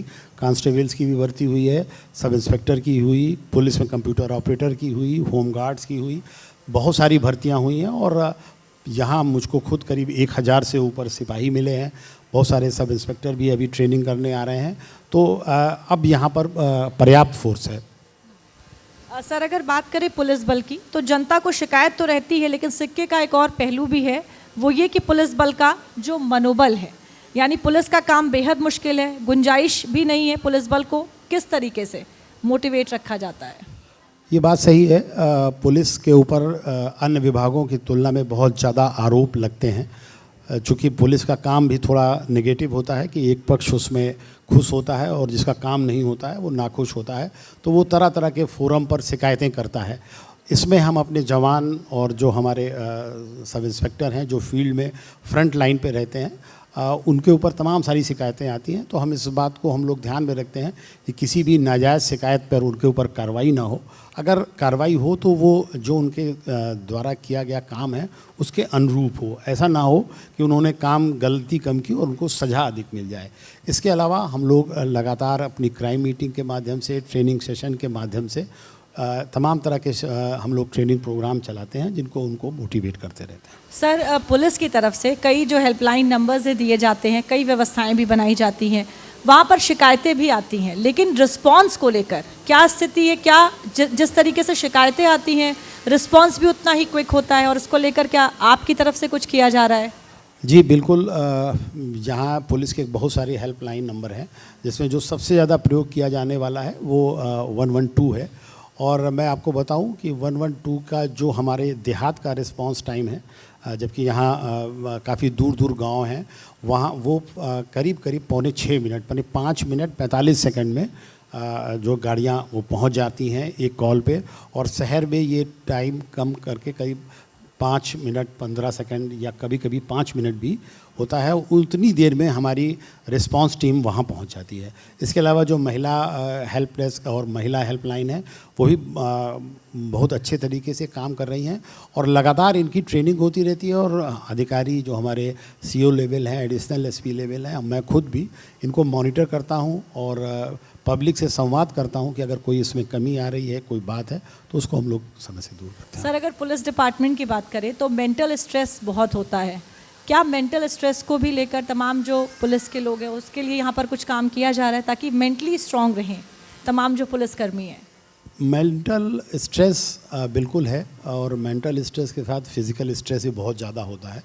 और सबसे ज़्यादा जो होता है, चूँकि पुलिस का मैक्सिमम काम रात में होता है, नींद हम लोगों की नहीं पूरी होती है, तमाम तरीके का, कभी कभी जल्दी रात में देर से सोकर सुबह जल्दी जाना पड़ता है, तमाम इस तरह की बातें हैं। लेकिन इसके लिए हम लोग अपने आप को तैयार करते हैं और हम लोग नियमित रूप से पुलिस लाइन में थानों पर योगा सेशन भी चलाते हैं। बीच बीच में हम लोग जो मोटिवेटर्स होते हैं उनको भी ला के उनका सेशन कराते हैं। और इस तरह के कामों से, और इसके अलावा हम लोगों के यहाँ लगातार स्पोर्ट्स होते रहते हैं, वो भी बहुत बड़ा मेंटल रिलैक्स एक टूल्स होता है। उसके माध्यम से हम लोग इस तरह के काम करते हैं। लेकिन ये बात सही है कि मानसिक दबाव बहुत रहता है। सर, पुलिस का काम सिर्फ अपराध रोकना नहीं है, बल्कि जो युवा हैं उन्हें अपराध की तरफ बढ़ने से रोकना भी जो एक बड़ी जिम्मेदारी है। क्या आप ये मानते हैं? बिल्कुल सही बात है। अपराध की तरफ अगर वो नहीं बढ़ेंगे तो अपराध नहीं करेंगे, और जब अपराध नहीं करेंगे तो पुलिस को थोड़ा सा वो मिलेगा। इसके लिए हम लोग कम्युनिटी पुलिसिंग का सहारा लेते हैं और बहुत सारे हम लोग जागरूकता अभियान चलाते हैं लगातार, साइबर का और सर्विलांस का, इसके ट्रैफिक का चलाते हैं, जिससे कि लोग जागरूक हो सकें और इन सब चीज़ों की तरफ जाने से बच सकें। सर, हमने महिला सुरक्षा पर अभी बात करी थी और ये भी कहा था कि किस तरीके से जो आम लोग हैं उनमें झिझक होती है पुलिस तक पहुंचने की। अब अगर ग्रामीण महिलाओं की बात करें, उनके खिलाफ जब अपराध होते हैं तो ज़्यादातर जो मामले हैं वो घर के अंदर ही दबा दिए जाते हैं, एक बड़ा सोशल स्टिग्मा भी है। लेकिन जो ग्रामीण औरतें हैं वो कैसे पुलिस तक पहुँचें, जो अपराध उनके खिलाफ हो रहे हैं वो दर्ज हो सके, बता सकें, इसके लिए क्या कर रहे हैं सर? जैसा कि मैंने पहले भी बताया कि इस संबंध में हमारी सरकार द्वारा और हमारे डीजीपी सर द्वारा इसमें एक महिला बीट का कॉन्सेप्ट चलाया गया है। पहले सिर्फ पुरुष सिपाहियों की ही बीट हुआ करती थी। महिला सिपाहियाँ जो सिपाही होते थे वो बीट पर नहीं जाती थी। अब हमारी महिला सिपाही जो है बीट पे जाती हैं और वो जाके उनके जो बहुत सारे काम निर्धारित किए गए हैं उसमें वहाँ पर जिस दिन देहात की बाज़ार होती है, हाट लगती है, उनमें जाकर वो वहाँ महिलाओं से बात करती हैं। इसके अलावा जो वहाँ पर अन्य जो और सरकारी जैसे कि टीचर हैं, एनएम हैं, आशा बहुएँ हैं, उनके साथ बैठकर गांव की महिलाओं से बात करती हैं, पंचायत करती हैं, जिसमें सिर्फ महिलाएं होती हैं, जिससे कि वो महिलाओं के साथ होने वाले क्राइम, जो घर में होने वाले क्राइम हैं या जो परिवार और रिश्तेदार द्वारा बच्चों के साथ या छोटी बच्चियों के साथ किए जाने वाले इस तरीके के क्राइम हैं, वो बातें निकल कर आती हैं। सर, अगर बहराइच की बात करें तो बॉर्डर एरिया है। बॉर्डर एरिया होने के नाते कानून व्यवस्था बनाए रखने में क्या कुछ खास चुनौतियां भी सामने आती हैं? जी, बॉर्डर व्यवस्था के साथ बहुत सारी चुनौतियां सामने आती हैं। पहला कि जैसे मैंने बताया, एक तो बहुत लंबा बॉर्डर, करीब 110 किलोमीटर का बॉर्डर है और एक मेन रोड को छोड़कर बाकी सभी जगह पोरस बॉर्डर हैं। बहुत सारे छोटे मोटे रास्ते हैं जिनसे हम लोग बॉर्डर पार कर जाते हैं, लोग चले जाते हैं। बहुत सी चीज़ें जो स्मगलिंग की तमाम सारी शिकायतें रहती हैं। हमारी एसएसबी वहाँ पर लगातार तैनात है और उनके साथ हमारी पुलिस फोर्स जो है, वो जो 5 थाने हैं वहाँ के अधिकारी हैं, उनमें हम लोग अच्छे और ईमानदार अधिकारी तैनात करते हैं जो लगातार इस तरह के कामों में उनके साथ मिलकर काम करते हैं। नेपाल पुलिस से भी हम लोग लगातार टच में रहते हैं। और सर, क्या चाइल्ड ट्रैफिकिंग जैसी भी कोई समस्या यहाँ पर आती है? अगर है तो इसको रोकने के लिए भी क्या कुछ काम किया जा रहा है? चाइल्ड ट्रैफिकिंग की अभी फ़िलहाल कोई इस तरह की समस्या पूर्व में भी नहीं रही और अभी भी नहीं है। और जहाँ तक मैं आपको बताऊँ कि रुपाइडिया जो बॉर्डर है वहाँ पर बहुत सारी संस्थाएं जो हैं वो एक्टिव हैं, कई एनजीओज़ एक्टिव हैं, हमारी महिला सेल एक्टिव है और वहाँ इस तरह की कोई भी शिकायत मिलती है तो वहाँ हम लोग तत्काल इस पर कार्रवाई करते हैं। सर, बहराइच के कप्तान होने के नाते 3 बड़ी चुनौतियाँ आपको यहाँ पर क्या दिखाई देती हैं? एक चुनौती तो जिसके बारे में आप बार बार कह भी रही हैं, वो इंटरनेशनल बॉर्डर होने की वजह से तमाम सारी समस्याएं उससे जुड़ी हुई आती हैं और इसमें कानून से संबंधित समस्याएं भी हैं और तमाम सारे इस तरह से इंक्रोचमेंट्स और रोड्स की हैं जिनमें लोग चले जाते हैं, उधर चले जाते हैं, इधर क्राइम करके उधर चले गए या उधर, उसकी समस्याएं आती हैं। दूसरा जो इधर हाल में जो समस्या उभर के आई है वो मैंने ट्रैफिक को मानता हूँ कि ट्रैफिक में यहाँ एक्सीडेंट की संख्या में निश्चित रूप से बढ़ोतरी हुई है, कई डेथ्स भी हुई हैं, कई बड़े एक्सीडेंट भी हुए हैं। उसकी वजह है कि रोड्स जो है वो ट्रैफिक बहुत बढ़ गया है, मोटर गाड़ियाँ बहुत बढ़ गई हैं और रोड्स उतनी चौड़ी नहीं रह गई हैं और लोग ट्रैफिक के उतने नियमों का पालन भी नहीं करते हैं। यद्यपि हम लोग लगातार चालान करते हैं, जागरूक करते हैं, बावजूद इसके ये एक बहुत बड़ी समस्या बन के उभरा है। और तीसरी समस्या जो मैं देखता हूँ वो ज़मीन से जुड़ी हुई समस्याएं हैं जिनकी वजह से यहाँ बहराइच में काफ़ी ज़्यादा क्राइम होते हैं। उसके लिए हम लोग लगातार प्रयास करते रहते हैं और तहसील दिवस और समाधान दिवस, इन सब के माध्यम से हम लोग अभियान चला के इसे ठीक करते हैं। सर, आखिरी सवाल मेरा कि बहराइच में रहते हुए पोस्टेड आप 3 ऐसे कौन से काम हैं जो यहाँ पर करना चाहेंगे? सबसे 2 काम तो मैं तुरंत आपको बताऊं। एक तो जो हमारा साइबर क्राइम है उससे संबंधित जो चीज़ें हैं और जो टूल्स हैं, जो यहाँ पर ट्रेंड पर्सन हैं, उनको मैं एक अच्छा प्लेटफॉर्म देकर एक अच्छा यहाँ पर माहौल बनाकर एक टीम तैयार करना चाहता हूँ, क्योंकि आने वाले समय में सबसे बड़ी समस्या जो है वो साइबर क्राइम से ही आने वाली है, क्योंकि वो उसमें बहुत ज़्यादा पैसा इन्वॉल्व है और कोई क्राइम ऐसा दिखाई नहीं देता। किसी को आपको गोली नहीं मारनी, किसी को घायल नहीं करना है और लाखों रुपए जो है वो इधर से उधर हो जाते हैं। तो इसको रोकने के, जब वो पैसा कहीं जाता है तो फिर उससे जुड़े हुए दूसरे क्राइम बढ़ते हैं। जब आपके पास ज़्यादा पैसा होगा और कोई कंट्रोल नहीं होगा तो आप दूसरे क्राइम करेंगे, उससे वो पूरी एक चेन बन जाती है। तो सबसे ज़्यादा ज़रूरी है, मैं इसके लिए हम लोग लगातार प्रयास कर रहे हैं और मैं निश्चित रूप से मैं कोशिश करूँगा कि इसमें हमारी टीम अच्छे से अच्छा काम करे। सर, बहुत बहुत धन्यवाद हमसे बातचीत करने के लिए। Thank you. किसी भी ज़िले को विकास की ऊंचाइयों तक ले जाने की जो जिम्मेदारी होती है वो होती है वहाँ के विकास अधिकारी की। योजनाओं को क्रियान्वयन से लेकर और ग्रामीण अर्थव्यवस्था को मजबूत करने तक तमाम जो जिम्मेदारियां हैं वो वहाँ के विकास अधिकारी को निभानी होती हैं। तो इसी कड़ी में अब मैं मंच पर बुलाना चाहूँगी बहराइच के जो विकास अधिकारी हैं, उनको यहाँ मंच पर बुलाना चाहूँगी। सर सुनील कुमार जी हमारे साथ हैं। सर मैं चाहूँगी मंच पर आएँ और ज़ोरदार तालियों के साथ आपका स्वागत हो। सर आपको बहराइच में आए अभी ज़्यादा दिन नहीं हुए हैं, तो आपसे जानना चाहूँगी कि ऐसे कौन सी संभावनाएं हैं, क्षेत्र हैं जहाँ पर आपको लगता है कि अगर उधर काम किया जाए तो बहराइच का जो विकास है वो तेज़ी के साथ किया जा सकता है, मजबूत हो सकता है। देखिए, मुझे अभी यहाँ पे आए हुए सिर्फ 2 महीना हुआ है और बहराइच एक ऐसा जनपद है ग्रामीण विकास के मद्देनज़र देखें तो जिसकी विशेषताएं हमारे देश और राज्य के कई जनपदों से मिलती हैं। और जो एक देखा जाए आमतौर पर जो ग्रामीण जनपद जैसा दिखता है वैसा हमारा जनपद है। और एक ग्रामीण जनपद पर जो जो समस्याएं विद्यमान होती है वो निश्चित तौर पर हमारे जनपद में भी है। और सबसे पहले देखा जाए तो हमारी जो शिक्षा व्यवस्था है वहाँ पर हमें सुधार की आवश्यकता है। इसके अलावा हमें ग्रामीण जो इंफ्रास्ट्रक्चर है उसमें थोड़ा बेटर कर सकते हैं हम लोग। इसके अलावा जो गाँव में जो सोशल इंफ्रास्ट्रक्चर है, जो सामाजिक अवसंरचना है, उसको बेहतर बना सकते हैं। स्वास्थ्य की जो सुविधाएं हैं प्राथमिक स्तर पर हो, सामुदायिक स्तर पर हो या जिला स्तर पर हो, उसको हम लोग अच्छा बना सकते हैं। इसके अलावा जो हमारे प्रशासन और जनता के बीच में जो एक समन्वय है, एक इंटरफेस है, उसको हम लोग बेटर बना सकते हैं कि किस प्रकार जनता की समस्याएं हमारे तक पहुँचे और उसका किस प्रकार से हम लोग गुणवत्तापूर्ण उसका निस्तारण कर सकें। ये मुख्य रूप से बिंदु हैं जिस पे हम लोग सुधार कर सकते हैं। सर अगर बहराइच की बात करें तो आकांक्षी ज़िला है और यहाँ पर विकास करने का मतलब है पहाड़ चढ़ने की तरह कोई कार्य करना। बिल्कुल। लेकिन वो कौन से क्षेत्र हैं, कौन सी चीज़ें हैं जिन पर काम करके आकांक्षी जो ज़िले हैं उनके विकास को भी तेज़ किया जा सकता है?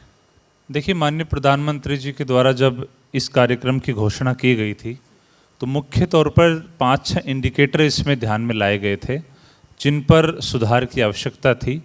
उसमें स्वास्थ्य, शिक्षा, वित्तीय समावेशन है, इसके अलावा महिला सशक्तिकरण है और भी जो अन्य बिंदु हैं उनको उसमें शामिल किया गया था। और बहराइच की स्थिति उस समय थोड़ी सी इन बिंदुओं पर ठीक नहीं थी, इसी वजह से इस जनपद को उस कार्यक्रम में शामिल भी किया गया था। और तब से लेकर आज तक इस कार्यक्रम की बदौलत ही, जिला प्रशासन के प्रयासों के बदौलत ही आज हम लोग अच्छी स्थिति में हैं। लेकिन फिर भी स्वास्थ्य, शिक्षा और महिला सशक्तिकरण इस क्षेत्र में अभी और सुधार की आवश्यकता है।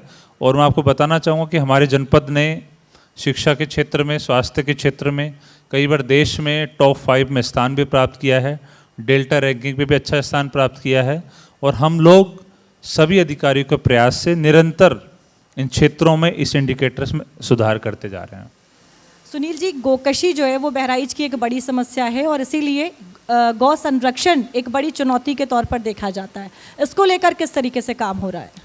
देखिए, गौ संरक्षण के देखा जाए तो 2 आयाम हैं।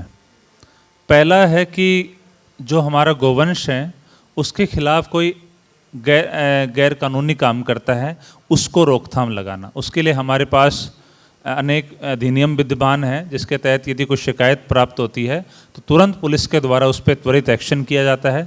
न्यायालय के माध्यम से उन पर कार्रवाई करते हुए इवन कई जगह तो हम लोग गैंगस्टर तक की कार्रवाई भी इसमें करवाते हैं, ताकि जो अपराधी लोग हैं, जो गौवंश के प्रति कोई भी क्रूरता करते हैं, कोई भी अपराध करते हैं, उस पर नकेल कसी जा सके। इसके अलावा दूसरा आयाम इसका यह है कि हमारा जो भी निराश्रित गौवंश है उसको संरक्षण करने का काम। तो इसके लिए हमारे जनपद में लगभग 100 गौशालाएँ हमारे ग्रामीण क्षेत्रों में विद्यमान हैं। इसके अलावा लगभग 14 से 15 गौशाला हमारे नगरीय क्षेत्रों में विद्यमान हैं, जहाँ पर लगभग 20,000 से ज़्यादा पशु और गौवंश, चाहे मेल हो चाहे फीमेल हो, दोनों गौवंश यहाँ पे हमारे संरक्षित हो रहे हैं। और हमारा ये प्रयास रहता है कि हम लोग गौवंश के संरक्षण पर, उनकी व्यवस्था पर हम लोग कड़ी नज़र रखें।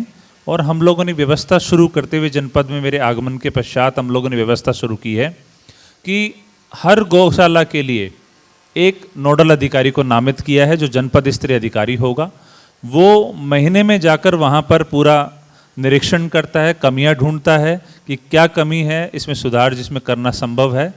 इसके पश्चात हमारा प्रयास रहता है कि खंड विकास अधिकारी के माध्यम से या नगरीय क्षेत्रों में जो ईओ हैं उनके माध्यम से उस व्यवस्था में सुधार कर सकें, ताकि अगली बार जब कोई नोडल अधिकारी वहाँ पे जाए तो वहाँ पे उन कमियों को दूर किया जा सके। और गौ संरक्षण की जो हमारी नीति है जो 2019 में आई थी, उनके सभी बिंदुओं पर जनपद हमारा अच्छा कर रहा है। और उत्तर प्रदेश में देखा जाए तो अभी हमारे जो गौ सेवा आयोग है उनके सदस्य भी यहाँ पे आए थे, उनके द्वारा भी हमारी पहल को बहुत सराहा गया है और हमारा जनपद निश्चित रूप से इस क्षेत्र में बहुत अच्छा कर रहा है। मैं चाहूँगी एक बार ज़रा तालियां भी बजा दें, आपके ही ज़िले की बात हो रही है। सुनील जी, चाणक्य ने कहा है कि शिक्षक की गोद में ही प्रलय और निर्माण दोनों होता है। आपने खुद गांव से ही जो अपनी प्रारंभिक शिक्षा है वो पूरी की है, तो आप ज़रूर इसको समझते भी होंगे। शिक्षा की बात करें और ख़ासतौर से अगर ग्रामीण इलाकों की बात करें, वहाँ पर शिक्षा को लेकर अभी क्या काम हो रहा है, चुनौतियाँ किस तरह की जो है वो सामने आ रही हैं? प्राथमिक शिक्षा में यदि बहराइच में जितना मैं जान पाया हूँ, प्रथम जो हमारी समस्या है वो नामांकन को लेकर है। कई विकास खंडों में जो एलिजिबल आयु वर्ग के बच्चे हैं, जैसे यदि किसी को प्रथम कक्षा में उम्र के हिसाब से होना चाहिए, वो कई बार किन्हीं कारणों से वहाँ पे एडमिशन नहीं ले पा रहा है। उसके लिए हम लोग हर साल जब भी नामांकन सत्र शुरू होता है तो उस समय हम लोग स्कूल चलो अभियान के माध्यम से, घंटी बजाओ अभियान के माध्यम से हम लोग सभी को जागरूक करने का प्रयास करते हैं। सरकार के माध्यम से भी कई प्रोत्साहन दिए जा रहे हैं, जिसके माध्यम से ये सुनिश्चित किया जा रहा है कि बच्चा जो भी एलिजिबल उम्र का है उस क्लास तक पहुँचे। इसके अलावा जो दूसरी हमारी समस्या जो स्कूलों में है, वो ट्रांजिशन जब होता है एक क्लास से दूसरी क्लास में, जैसे 5वीं क्लास से 6वीं क्लास में या फिर 8 से 9th क्लास में जब बच्चा जाता है तो उसमें हमारा ड्रॉप आउट का थोड़ा सा प्रॉब्लम है। उसको भी हम लोग, हमारा यूडाइस का डेटा है, हमारे अंतर विभागीय समन्वय के माध्यम से हम लोग हर बच्चे को ट्रैक कर रहे हैं कि यदि कोई 5वीं क्लास का बच्चा है, वो 6ठी क्लास में एडमिशन उसने लिया है नहीं लिया है, या फिर 8वीं क्लास का बच्चा उसने 9th में एडमिशन लिया या नहीं लिया है। इसके अलावा जो हमारे स्कूलों में समस्या है, हमारे जो इंफ्रास्ट्रक्चर है, जो भौतिक इंफ्रास्ट्रक्चर स्कूलों में है, वैसे तो जो कायाकल्प हमारा सरकार का जो प्रोग्राम चल रहा है उसके माध्यम से काफ़ी हद तक समस्याएं हल हो गई हैं, लेकिन कुछ स्कूलों में जो हमारी समस्याएं हैं फर्नीचर को लेकर हैं या फिर और समस्याएं हैं, उनको हम लोग प्राथमिकता के स्तर पर लेते हुए हमारे लक्ष्य रहेगा कि इस वित्तीय वर्ष में हमारे जनपद के जितने भी विद्यालय हैं उनको 100% जो 19 मानक कायाकल्प के उन पर संतृप्त कर लिया जाए। इसके अलावा वहाँ पर जो सीखने की जो क्षमता है बच्चों की, उस पर भी हम लोग ध्यान कर रहे हैं। इसके लिए केंद्र सरकार ने निपुण कार्यक्रम चलाया है। इस कार्यक्रम का मूलतः उद्देश्य ये है कि बच्चे क्लास में बैठ के, यदि कोई बच्चा 3rd क्लास में पढ़ रहा है तो उसकी 3rd क्लास की जो मानदंड है, चाहे उसको गणित का कितना हल करना आना चाहिए, सवाल हल करना आना चाहिए, भाषा उसको अच्छी हो, इसके अलावा वो साधारण जो हमारा पढ़ने की क्षमता है, विषय पढ़ने की क्षमता है, वो विकसित कर पाए। इस प्रकार की चीज़ों को लेकर भी हम निपुण कार्यक्रम के तहत कार्य कर रहे हैं और हम लोगों ने मासिक तौर पर जो हमारी बैठकें होती हैं, इसके माध्यम से प्रत्येक ब्लॉक की गहनता से हम लोग समीक्षा करते हैं और ये देखते हैं कि जो सीखने की क्षमता है वो बच्चों में कितनी वृद्धि हो रही है और हम लोग लर्निंग आउटकम में कितना बेहतर कर सकते हैं। सर, अगर बहराइच की बात करें तो कौन कौन से इंडिकेटर्स हैं यहाँ पर जिनमें सुधार की आवश्यकता आपको दिखाई देती है?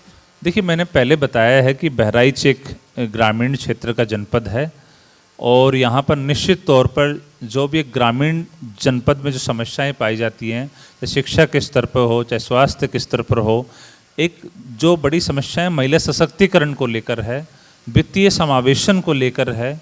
हमारा जनपद यहाँ पर नदियाँ होने की वजह से कई जगह बाढ़ के काल में बाढ़ आती है, जब मानसून सीजन होता है तो वो भी समस्या हमको सामना करना पड़ता है। इसके अलावा गाँव में जो सॉलिड वेस्ट मैनेजमेंट है वो भी हमारे सामने एक बड़ी चुनौती है। इसको हम लोग स्वच्छ भारत मिशन का जो फेज़ 2 है, इसमें हम लोग स्टेज वाइज स्टेज हमारे प्रत्येक गांव को किस प्रकार से हम लोग सॉलिड वेस्ट मैनेजमेंट में अच्छा कर सकते हैं, इसके लिए हम लोग प्रयास कर रहे हैं और भी जैसे जैसे शासन के समीक्षा के दौरान या हमारी समीक्षा के दौरान जो भी इंडिकेटर, सामाजिक इंडिकेटर हो चाहे भौतिक इंडिकेटर हो, जो भी सामने आता है उसको हम लोग अच्छा करने का प्रयास कर रहे हैं। सुनील जी, सरकार जो है वो योजनाएं बनाती है, उन्हें लागू भी करती है, लेकिन क्या वाकई ये जो योजनाएं हैं वो ज़रूरतमंदों तक पहुंच रही हैं? ये कैसे सुनिश्चित करते हैं, यानी इसकी मॉनिटरिंग कैसे होती है? इसको लेकर भी क्या कोई ब्लूप्रिंट तैयार किया जा रहा है? देखिए, सरकार का उद्देश्य रहता है कि जो भी योजना शासन स्तर पर बनाई जाती है वो समाज के जो अंतिम छोर पर व्यक्ति बैठा है वहाँ तक पहुँचे। इसके लिए सरकार 2-3 प्रकार के मैकेनिज़्म को अपनाती है। पहला देखा जाए कि जो पब्लिक ग्रीवेंसेस हैं, कि कोई शिकायत है, कोई योजना है, उसका किसी को लाभ नहीं मिल रहा है, तो हमारे कई ऑनलाइन हेल्पलाइन हैं या फिर जनपद स्तर पर IGRS के माध्यम से वो शिकायतें हमें प्राप्त होती हैं जो लाभार्थी वंचित रह जाता है, या फिर तहसील दिवस के माध्यम से है, थाना दिवस के माध्यम से है। जनसुनवाई हम लोग दैनिक रूप से करते हैं, तो वहाँ से हमें पता लगता है कि किस योजना का लाभ कहाँ तक नहीं पहुँच रहा है। उस योजना, जैसे ही उस समस्या का पता लगता है, हम लोग समयबद्ध तरीके से हम लोग ये प्रयास करते हैं कि जो भी पात्र लाभार्थी है उसको उस योजना का लाभ मिले और उस समाधान से वो व्यक्ति संतुष्ट हो।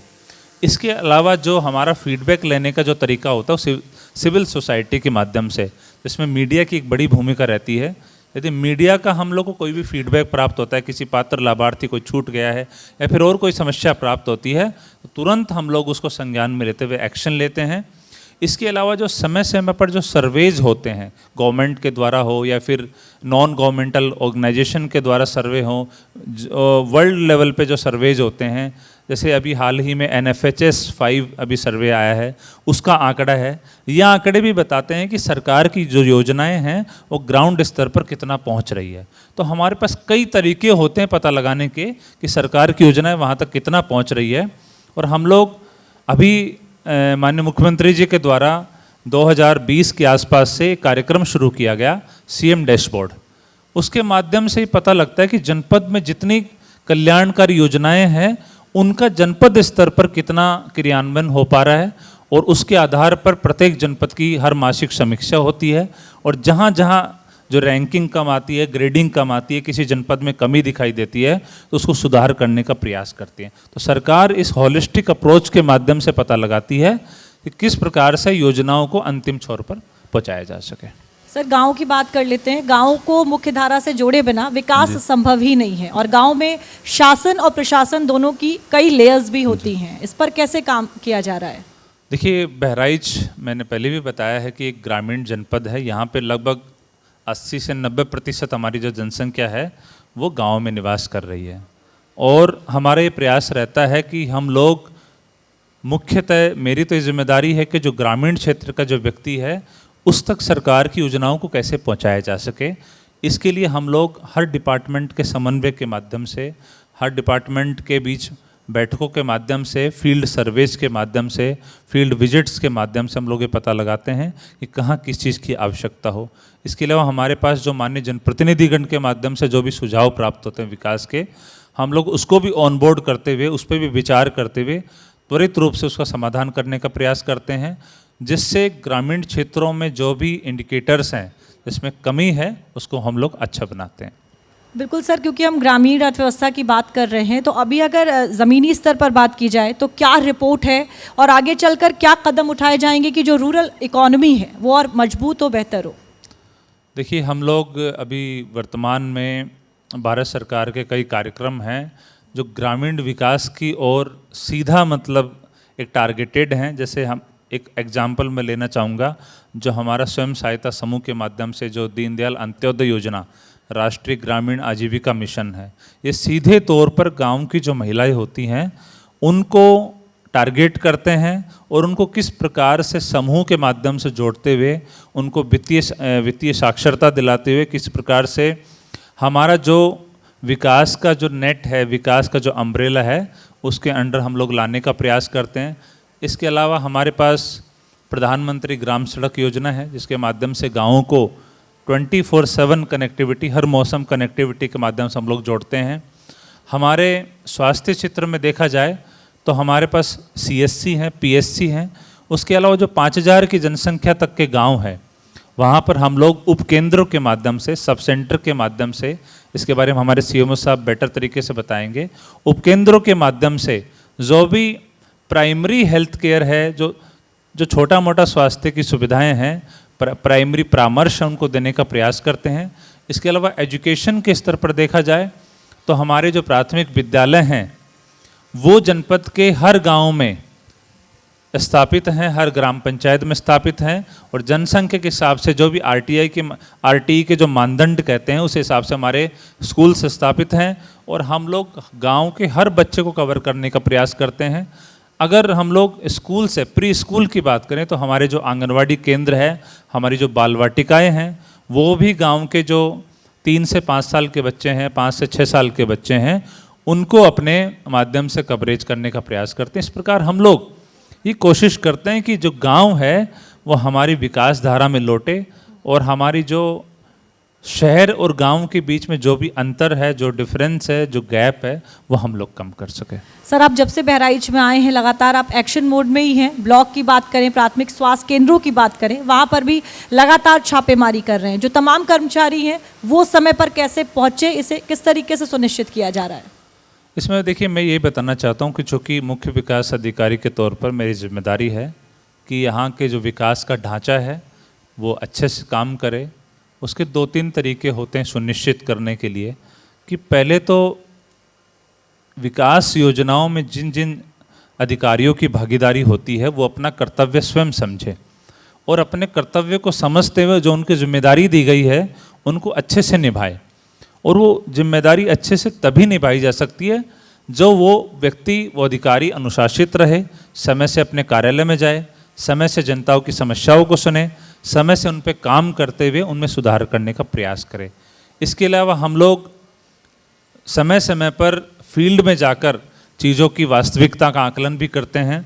इसके लिए हम लोग कई बार ये प्रयास करते हैं कि औचक निरीक्षण के माध्यम से भी पता लगाया जाए कि फील्ड लेवल पे अधिकारी किस प्रकार से जनता की समस्याओं का समाधान करते हैं, वहाँ पर जो व्यवस्थाएं हैं वो शासन के मानक के हिसाब से है या नहीं है, हमारी ग्राम पंचायतें हैं वो सही से संचालन हो रहा है कि नहीं हो रहा है, स्कूल्स हैं वो अच्छे से काम कर रही कि नहीं कर रही। तो हमारा उद्देश्य ये है कि हम लोग हर विभाग को एक साथ जोड़ते हुए, उनको अनुशासित तरीके से, उनको गाइड करते हुए, उनको एक साथ समन्वय के माध्यम से हम लोग विकास की, जो हमारी जनपद की विकास की धारा है, उसको हम लोग आगे बढ़ाने का प्रयास करते हैं। सर, आपके बारे में जब रिसर्च की तो 2 बातें प्रमुखता से सामने आई। आप रुकते नहीं हैं, निरंतर प्रयास करते हैं, हिम्मत नहीं हारते। आईपीएस सेलेक्ट हुए थे आप, ट्रेनिंग भी करी थी, रेलवे सर्विसेज में भी आप सेलेक्ट हो चुके हैं, लेकिन बनना आपको आईएएस था तो आपने 4थी कोशिश की और देश में 22वीं रैंक भी लेकर आ पाए, आईएएस बन भी गए। मैं चाहूँगी एक बार जरा तालियां बजा दें। तो सबसे पहले इसी पर बात कर लेते हैं सर कि ये आदत अभी भी बरकरार है, क्योंकि बतौर आईएएस उम्मीदें भी बहुत होती हैं आपसे, और आपकी जो राह में मुश्किलें जो हैं क्या वो भी तमाम अभी तक आई हैं? देखिए, कोई भी लक्ष्य होता है शुरुआत में हमें बड़ा लगता है, लेकिन यदि आपके अंदर एक आत्मविश्वास हो, एक दृढ़ संकल्प हो, और उस लक्ष्य के प्रति आपकी बिल्कुल स्पष्ट सोच हो, उस लक्ष्य को प्राप्त करने के लिए आपके पास स्पष्ट कार्य योजना हो यदि हो, तो आप निश्चित रूप से कोई भी लक्ष्य प्राप्त कर सकते हैं। हमारे देश में हमारे सामने कई ऐसे हमारे पास महापुरुष, हमारे पास आइडल्स मौजूद हैं जिनका जीवन हमें सिखाता है कि किस प्रकार से बड़ी समस्याओं को हम लोग अगर कार्य योजना के साथ अगर करा जाए, उसको प्लानिंग के साथ करा जाए, तो निश्चित रूप से उसको पार कर सकते हैं। मैं एक उदाहरण आप सबके सामने रखना चाहूँगा। हमारे देश के जो पूर्व राष्ट्रपति, भूतपूर्व राष्ट्रपति डॉक्टर एपीजे अब्दुल कलाम, वो तमिलनाडु के रामेश्वरम में एक छोटा सा गांव है, वहाँ से बिलोंग करते हैं, और उसके पश्चात किस प्रकार से देश के सबसे बड़े वैज्ञानिक बन के हमारे देश को मिसाइल प्रणाली में सक्षम बनाते हैं, हमारे देश को स्पेस सेक्टर में नंबर 1 बनाते हैं कई क्षेत्रों में। इसके अलावा देश का जो प्रथम नागरिक की जो कुर्सी है, राष्ट्रपति, माननीय राष्ट्रपति की जो कुर्सी है, उस पर विराजमान होते हैं। यदि वो शुरुआत से अगर देखते तो उनके लिए लक्ष्य बहुत बड़ा था, लेकिन उन्होंने मेहनत करते हुए, उन्होंने दृढ़ संकल्प रखते हुए हर स्तर पर जो चुनौतियाँ जो उनकी आई उनको हल करते हुए, मेहनत करते हुए, हर चीज़ में लगन के साथ, अनुशासन के साथ काम करते हुए उन्होंने उस लक्ष्य को प्राप्त किया। और यही सिद्धांत हमारे प्रशासन में लागू होता है कि कोई भी योजना जब शुरुआत में हम लोग देखते हैं तो बहुत वृद्ध लगती है कि यार ये कैसे लागू हो पाएगी, लेकिन यदि उस योजना को अच्छे से अध्ययन किया जाए, उसकी गहराई तक उसके उद्देश्य को, उसकी मंशा को समझा जाए, उसकी कार्ययोजना को समझा जाए, तो बड़ी से बड़ी जो स्कीम है उसको बहुत ही सफलता से लागू किया जा सकता है। हमारे देश में हम देखें तो लगभग 10-12 साल पहले जो हमारा स्वच्छ भारत जो मिशन का जो परिदृश्य था वो अच्छा नहीं था। गाँव में स्वच्छता के प्रति जो लोगों की सोच थी, वहाँ पर ओपन डेफिकेशन का बहुत बड़ा मुद्दा था, लेकिन सरकार ने इस वृद्ध लक्ष्य को, इस वृद्ध अभियान को शुरू किया और एक स्टेप बाइज स्टेप चलते हुए आज आप देख सकते हैं कि हमारे देश में हर पात्र व्यक्ति के पास शौचालय मौजूद है। ओपन डेफिकेशन के मामले में हमारे लगभग सभी जनपद उससे मुक्त हो चुके हैं। इसके अलावा हम लोग अब सेकंड फेज में चलते हुए हम लोग सॉलिड वेस्ट मैनेजमेंट की तरफ आगे बढ़ रहे हैं और ये सभी को दिखाई भी देता है किस प्रकार से हमारे देश में स्वच्छता के प्रति लोगों में जागरूकता बढ़ी है। इसी प्रकार से अन्य योजनाओं में है। यदि आप कार्ययोजना के साथ, स्पष्ट मंशा के साथ अगर लगते हैं तो बड़े से बड़े जो हमारा लक्ष्य है उसको पूर्ण कर सकते हैं। और मुख्य विकास अधिकारी के तौर पर मेरी जिम्मेदारी है कि मैं हर योजना को कड़ी नज़र रखते हुए मेहनत से उसका जो लक्ष्य शासन ने निर्धारित किया है उसको हम लोग प्राप्त करें। बिल्कुल सर, आखिरी सवाल, आपने सिविल इंजीनियरिंग की पढ़ाई भी की है, मतलब आपको इंफ्रा का जो नॉलेज है वो भी बखूबी है। बहराइच में इंडस्ट्री के इंफ्रास्ट्रक्चर को विकसित करने के लिए 3 ज़रूरी काम क्या होने चाहिए, जिससे बहराइच की जो विकास की लगातार बात हो रही है वो रफ्तार तेज़ हो सके? देखिए, यहाँ पर जो हमारा बहराइच जनपद है मुख्यतः कृषि अर्थव्यवस्था पर निर्भर है। इसके अलावा हमारे बहराइच में काफ़ी हिस्सा हमारा जनजातीय क्षेत्र है, वन क्षेत्र है। इसके अलावा जो हमारा जो काफ़ी हमारे गांव हैं वो बॉर्डर पे लगते हैं। हमारे काफ़ी ब्लॉक हैं, 2-3 ब्लॉक हैं जो हमारे बॉर्डर को टच करते हैं। तो इसमें 3-4 संभावनाएं हमारे पास मौजूद हैं। यदि हमारे पास हम लोग ऐसे उद्योगों पर काम कर सकें जो कृषि आधारित हो, जिनका इनपुट है, जिनका जो निवेश है वो कृषि से आता हो। जैसे यदि यहाँ पर मक्के का उत्पादन बहुत होता है, अभी हम लोग इसमें प्रयास कर रहे हैं कि मक्के के उत्पादन के माध्यम से जो उत्पादन हमारे सामने, किस प्रकार से मक्के को प्रोसेस करके हम लोग इंडस्ट्री के माध्यम से उसको अच्छा कर सकते हैं। इसके अलावा हमारे पास यहाँ पे गन्ना बहुत अच्छा होता है, गन्ने की जो उपलब्धता है वो ठीक ठाक रहती है, तो किस प्रकार चीनी उद्योग को अच्छा किया जा सकता है। हमारे पास जो फॉरेस्ट एरिया है वहाँ पर हमारे पास टूरिज़्म की काफ़ी संभावना है, तो फॉरेस्ट क्षेत्र को यदि विकसित करके वहाँ पे इंफ्रास्ट्रक्चर को अच्छा करके वहाँ पर उसकी ब्रांडिंग करके किस प्रकार हम लोग इको टूरिज़्म को अच्छा कर सकते हैं। और हमारा जनपद का ये एटीट्यूड है प्रशासन का कि यहाँ पे उद्योग अच्छे हों ताकि युवाओं को रोजगार मिले, यहाँ की अर्थव्यवस्था में एक बेहतर उद्योग का योगदान हो और हम लोग हर प्रकार से सामाजिक हो चाहे आर्थिक हो, हर प्रकार के विकास को उद्योग के माध्यम से अच्छा कर सके। सुनील कुमार जी, बहुत बहुत धन्यवाद। जी मैडम, थैंक यू। जब भी किसी ज़िले के विकास की बात होती है तो वहाँ की स्वास्थ्य सुविधाएं कैसी हैं, इस पर भी विशेष ध्यान देना होता है, क्योंकि जब स्वास्थ्य सुविधाएं बेहतर होती हैं तभी उस ज़िले का, उस प्रदेश का जो संपूर्ण विकास है वो हो पाता है। और इसी कड़ी में मैं मंच पर अब बुलाना चाहूँगी बहराइच के CMO डॉक्टर संजय कुमार को। मैं चाहूँगी ज़ोरदार तालियों के साथ सर का स्वागत करें। सर, सबसे पहले आपसे पूछूंगी कि बहराइच जो है वो कितना स्वस्थ है? आपने पूछा कि बहराइच कितना स्वस्थ है, तो मैं ये कहना चाहूँगा बहराइच काफ़ी स्वस्थ है। स्वास्थ्य को ठीक रखने के लिए हम लोग 2 तरह से प्रयास करते हैं, एक तो अस्पतालों के माध्यम से और दूसरा कम्युनिटी में जाकर प्रिवेंटिव मेजर्स लेते हैं। तो अस्पतालों का जहाँ तक सवाल है, एक बढ़िया सा मेडिकल कॉलेज 15-16 CSC और 600 से अधिक सब सेंटर्स, उसी में 350 के करीब health wellness centre, trauma centre, और कैसरगंज का महिला अस्पताल, एक ये 2 विशिष्ट अस्पताल भी हैं। तो इसके अलावे प्राइवेट में करीब करीब 300 के करीब हॉस्पिटल्स, क्लिनिक्स, पैथोलॉजी सेंटर ये हमारे हैं जो बीमार पड़ने पर हमारी सेवा करते हैं। इसके अलावे फील्ड में हम यानी ग्रामीण क्षेत्रों में 3,500 के करीब हमारी आशाएं हैं, 700 के करीब एनम हैं। तो इन सब के माध्यम से हम बहराइच को काफ़ी हद तक स्वस्थ रखे हैं मैडम। गाँव में प्री फिक्स्ड सेशंस होते हैं, हर एनएम को 1 महीने में 8 करना रहता है। तो इस वीएचएनडी सेशन में हम हेल्थ पे ध्यान देते हैं, सैनिटेशन पे ध्यान देते हैं, न्यूट्रिशन पे ध्यान देते हैं। तो इसमें होता क्या है कि प्री फिक्स सेशन होता है, जैसे किसी स्कूल में, किसी आंगनवाड़ी में या सब सेंटर में, जहाँ ये ना हो वहाँ किसी व्यक्ति के घर में, इसमें एनम होती है, आशा होती है वहाँ की, साथ में आंगनवाड़ी वर्कर होती हैं। और ये उन 4-5 घंटों में गर्भवती महिलाओं की जांच करती हैं, उनको आवश्यक सलाह देती हैं, उनको आवश्यक दवाइयाँ भी देती हैं, जैसे आयरन, फोलिक एसिड, कैल्शियम वगैरह।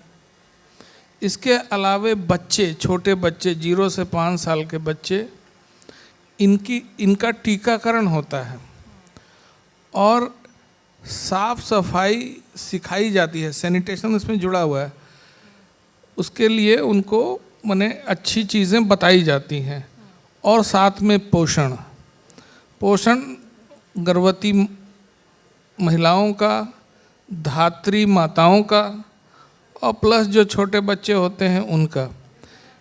इन सब के बावजूद जो बच्चे ज़्यादा कमज़ोर, दुबले पतले होते हैं, उनके लिए हमारे यहाँ एनआरसी है और मुख्यमंत्री सुपोषण घर सीएससीज पे है, एनआरसी जनपद पे है। वहाँ उन बच्चों को भर्ती करके 14 दिन का कोर्स होता है और उनको इंटेंसिव केयर ले करके उनके पोषण को ठीक करते हुए जब उनका वज़न सही हो जाता है और उनकी बीमारी काफ़ी कम हो जाती है, तब उनको डिस्चार्ज किया जाता है। तो इसमें जो है, जब मैंने ज्वाइन किया था जुलाई 24 में, तो यूनिसेफ एक इंडेक्स बना के रखी थी, कंपोजिट इंडेक्स का। उसमें वो नंबरिंग करती थी, जैसे उन्होंने 10, 20, 50 जितने भी महीने में सेशंस उन्होंने मॉनिटर किए, तो उनका एक नंबरिंग का तरीका था। ब्लड प्रेशर लिया जा रहा है कि नहीं, वज़न लिया जा रहा है कि नहीं, यूरिन की जांच हो रही है कि नहीं, ब्लड की जांच हो रही है कि नहीं, दवाएं दी जा रही हैं कि नहीं। तो इन सब चीज़ों के आधार पे वो उसकी मॉनिटरिंग करते थे और कंपोजिट इंडेक्स में नंबर देते थे। तो उस समय हम लोग करीब करीब 58 के आसपास नंबर था और इस समय जो है वो 88 है। तो काफ़ी मेहनत किया गया है जिससे कि किसी सामान की कहीं कोई कमी ना हो और वो करें भी। एक तो लॉजिस्टिक्स की कोई कमी ना हो और उनके स्वभाव में आए कि वो करें, वो सब जांचें करें जिससे लोगों का फ़ायदा हो। तो यह एक बहुत अच्छी योजना है जो अच्छे चल रही है और गर्भवती महिलाओं के, धात्री माताओं की और छोटे बच्चों के स्वास्थ्य को सही रखने के लिए ये एक बहुत बड़ा स्टेप है। सर, जब कोविड आया था तो जो सबसे बड़ी कमी महसूस की गई थी वो मेडिकल इंफ्रास्ट्रक्चर को लेकर थी। बहराइच की बात करें तो 3 टायर शहर है, ये पहले भी शायद प्रायोरिटी में नहीं ही था, लेकिन अब हेल्थ का जो इंफ्रास्ट्रक्चर है उस पर कितना काम हुआ है? इस तरीके की अगर स्थितियां आती हैं तो उससे निपटने के लिए बहराइच कितना तैयार है? मैडम, इंफ्रास्ट्रक्चर में तो एक लंबी लिस्ट है जो मैं लिख के लाया था, लेकिन मैं अपनी याददाश्त के आधार पर कुछ बताना चाहूँगा। हर सीएचसी पे 20 बेड बने हैं कोविड को रिलेटेड। हर पीएचसी पे 6 बेड बने हैं कोविड से रिलेटेड। इसके अलावे हमारे 3 सीएचसी नए बने हैं कुछ सालों के अंदर, खैरी घाट, वर्धा कला और एक सिमरा। मेडिकल कॉलेज में क्रिटिकल केयर यूनिट बना है, एक आईसीयू नया बना है, छोटे बच्चों के लिए एसएनसीयू को बड़ा किया जा रहा है। इसके अलावे 296-300 के करीब सरकारी हेल्थ वेलनेस सेंटर बनाए गए हैं जो पहले भाड़े के मकान मने घर में थे। और जहाँ कभी मानव संसाधन कम है वहाँ उनकी आपूर्ति की जा रही है। ट्रॉमा सेंटर हमारे यहाँ एक पिछले 4-5 सालों में आया है। तो इस तरह से मैं कह सकता हूँ कि काफ़ी कुछ बना है। बिल्कुल सर, अगर यूपी की बात करें तो एक बड़ी समस्या है अवैध अस्पतालों की। ऐसे कई जो अवैध अस्पताल हैं वो चलाए भी जाते हैं, रजिस्ट्रेशन नहीं होता है। मतलब जो हेल्थ सेंटर के लिए सरकार ने स्टैंडर्ड्स तय किए हैं वो स्टैंडर्ड्स भी वहाँ पर मौजूद नहीं होते। अब इस तरीके के जो अस्पताल हैं उन पर बहराइच में किस तरीके से रोक लगाई जा रही है? मैडम, अवैध अस्पताल उनको कहेंगे जिनका रजिस्ट्रेशन नहीं हुआ हो, जहाँ इंफ्रास्ट्रक्चर ठीक ना हो, जहाँ मैन पावर सही ना हो। तो 24 में 200 के करीब अस्पताल रजिस्टर्ड थे, आज वो 300 पार हैं।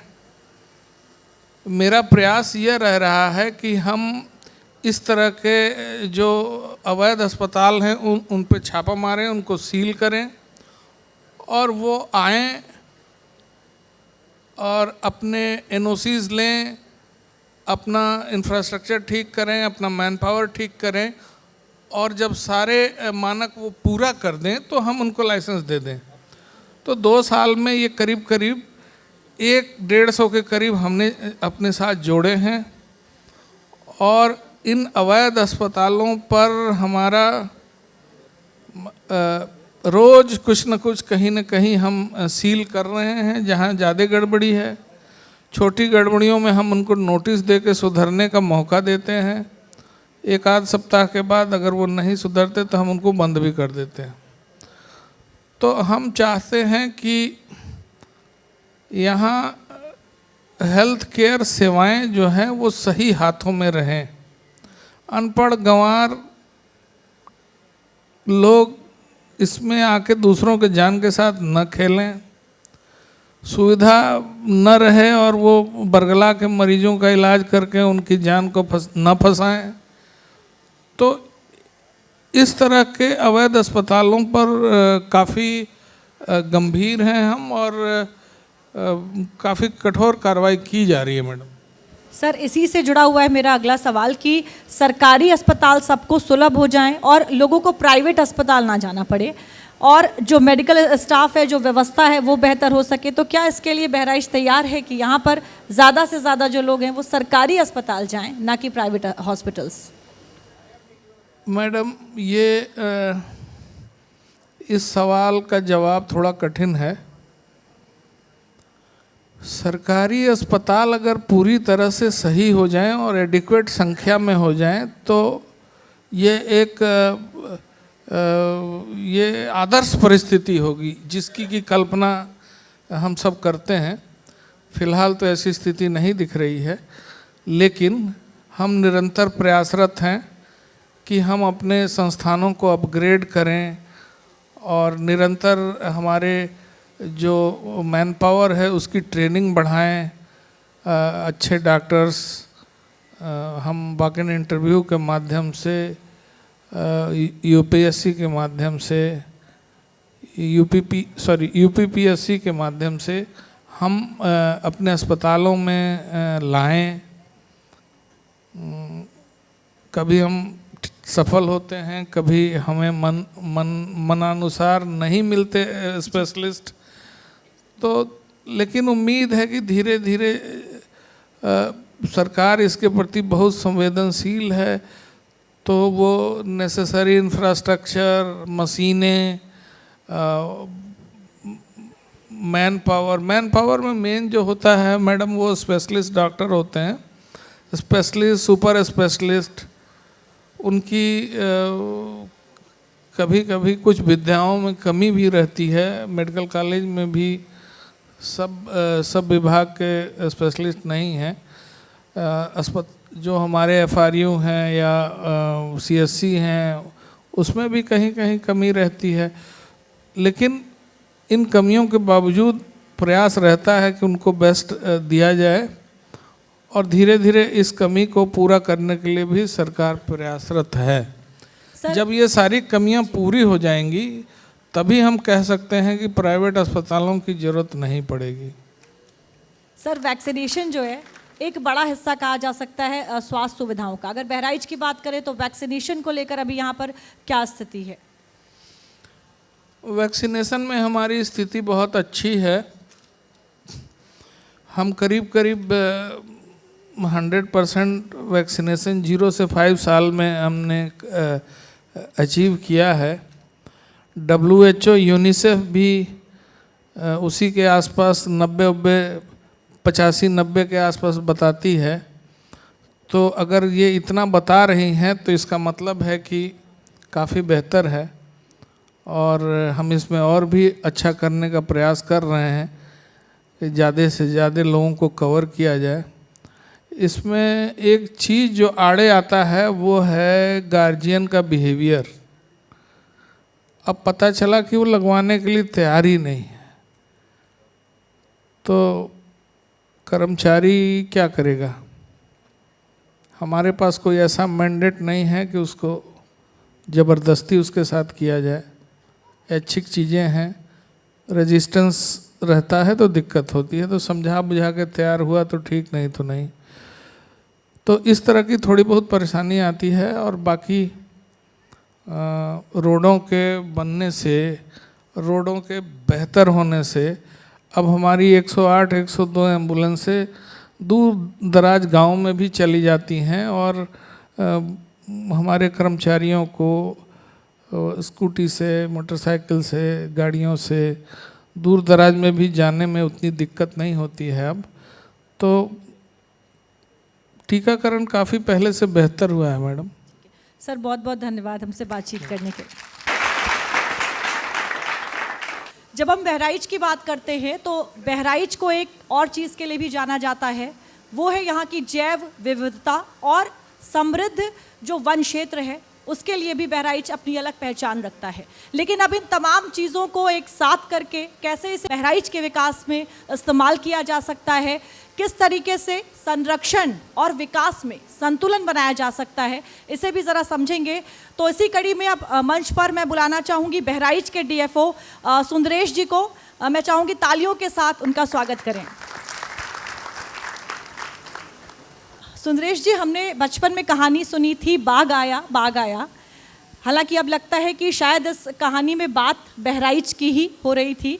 तो क्या ये कहानी जो है वो बदल सकती है? क्या ऐसा हो सकता है कि जो बाघ या भेड़िए हैं वो यहाँ पर ना आएँ और इंसानी जो जाने हैं वो ना जाएं?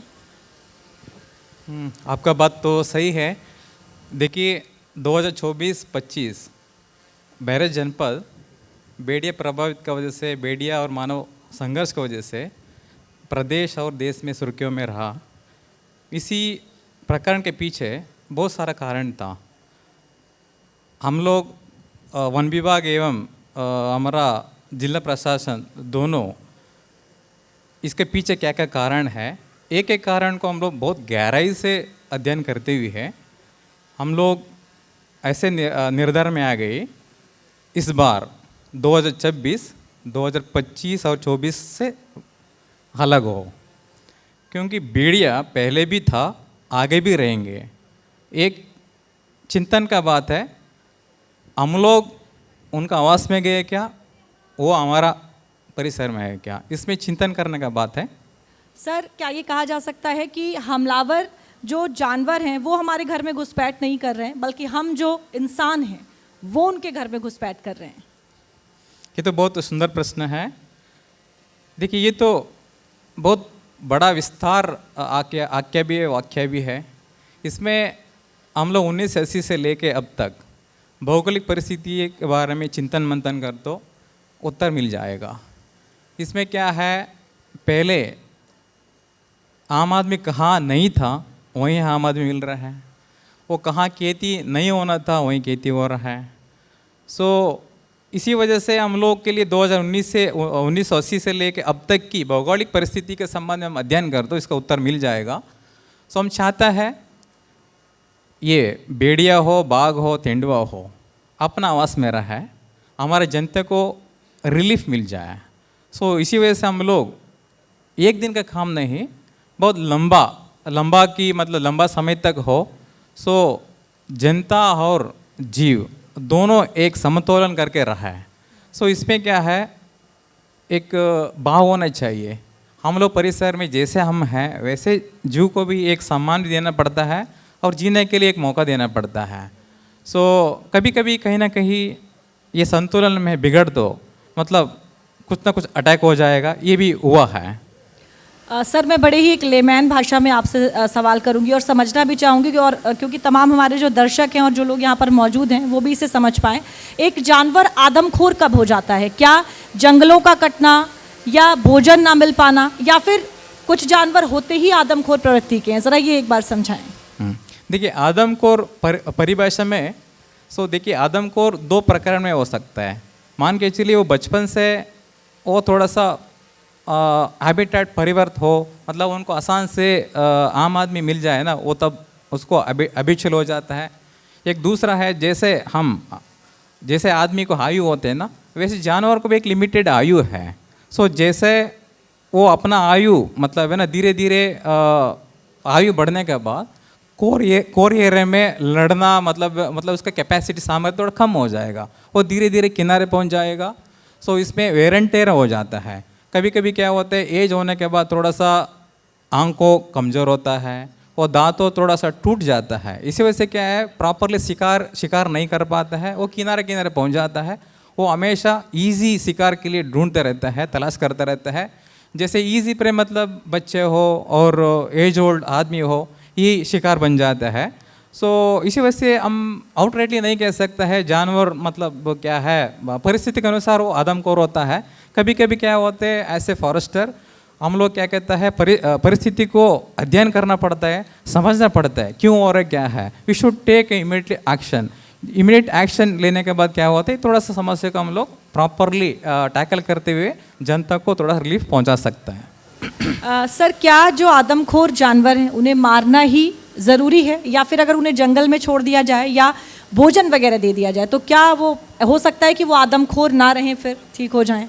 ठीक है, आदमखोर मतलब मैंने बताया कारण क्यों होता है। एक बार वो परिसर में जीने के लिए सामर्थ्य से विहीन है, इसी वजह से उसको पकड़ के हम लोग क्या है, रेस्क्यू रिहेबिलिटी सेंटर नहीं तो जू में भेजना होगा। Otherwise we don't want to take मतलब फर्दर मतलब लास्ट नहीं होना चाहिए। इसी वजह से हम लोग इमीडिएटली एक्शन लेते हुए उसको पकड़ के जू रेस्क्यू सेंटर भेजना ही होगा। सर ग्रामीणों की सुरक्षा और वन्यजीव के संरक्षण के बीच जो संतुलन है जिसका भी मैंने जिक्र भी किया था, वो किस तरीके से बनाया जा रहा है और बहराइच में इसको लेकर क्या काम हो रहा है? यस, ये संतुलन बहुत आवश्यक है, क्योंकि देखिए इसमें क्योंकि हम लोग जंगल की निकटवर्ती गांव में हम लोग रहते हैं, हम लोग भी क्या करना क्या है नहीं करना वो फॉलो करना पड़ेगा। क्योंकि लगातार हमारा वन विभाग के द्वारा अन्य विभाग के द्वारा जंगल की निकटवर्ती को हम लोग अवेयरनेस क्रिएट कर रहा है। रात में मतलब सुबह थोड़ा सा अवॉइड करना है और बच्चे को अकेले नहीं छोड़ना है। अभी आजकल देखिए भेड़िए की वजह से मजरा तोकली और हमारा महसी में ऐसे घटना हुआ था, लोग बाहर सोते थे, थोड़ा सा बच्चे को कायल रखना पड़ता है, दरवाज़ा बंद करके सोने की आदत होनी पड़ेगा। इसी वजह से हम लोग जानवर को साथ जीना है वो कॉन्सेप्ट अडॉप्ट करने होगा, क्योंकि हम अचानक ना जनता को रिप्लेस कर सकते हैं, नहीं तो जानवर को, क्योंकि एक तो सिस्टम है, एक सिस्टम है। इसी वजह से थोड़ा सा साथ में जीना, थोड़ा क्या करना क्या नहीं करना, थोड़ा अवेयरनेस अपना अडेप्ट कर दो, ये प्रॉब्लम से हम लोग बच सकते हैं। सर, क्या विभाग की ओर से ऐसी जगहों की अगर जो हॉटस्पॉट है उन्हें चिन्हित किया जा चुका है ताकि भविष्य में इस तरीके की जो घटनाएं हैं उनसे बचा जा सके? हाँ, क्योंकि हम लोग 2024-25 की घटना क्रम के अनुसार हम लोग ने 3 हॉट स्पॉट चिन्हित किए गए हैं। कैसरगंज की मजरा तोकलिया भेड़िया के लिए है, और मैसी सिसई छोड़ामणि वो दोनों भेड़िया के लिए है, और एक तेंडुआ के लिए है शिवपुरी ब्लॉक। शिवपुरी ब्लॉक ये नानपर में पड़ता है। ये क्या है, थोड़ा सा दोनों नदी के बीच का हिस्सा है। वो क्या है, हमेशा गन्ना के खेती से भरा रहता है। वो अच्छा अवस्थान भी हो गए लेपर्ड के लिए, तेंदुआ के लिए। इस वजह से हम लोग ये तीनों जगह हॉटस्पॉट रूप में चिन्हित किए गया है। उसी इलाके में जो भी अवेयरनेस जा रहा है वो उधर ही मतलब ज़्यादा फोकस किए जा रहा है। सर, अगर बहराइच की बात करें तो अवैध कटान जो है वो एक बड़ी समस्या है। दूसरी बड़ी दिक्कत है जंगल की ज़मीन का जो अतिक्रमण है वो हो रहा है। अब इससे किस तरीके से निपटा जा रहा है?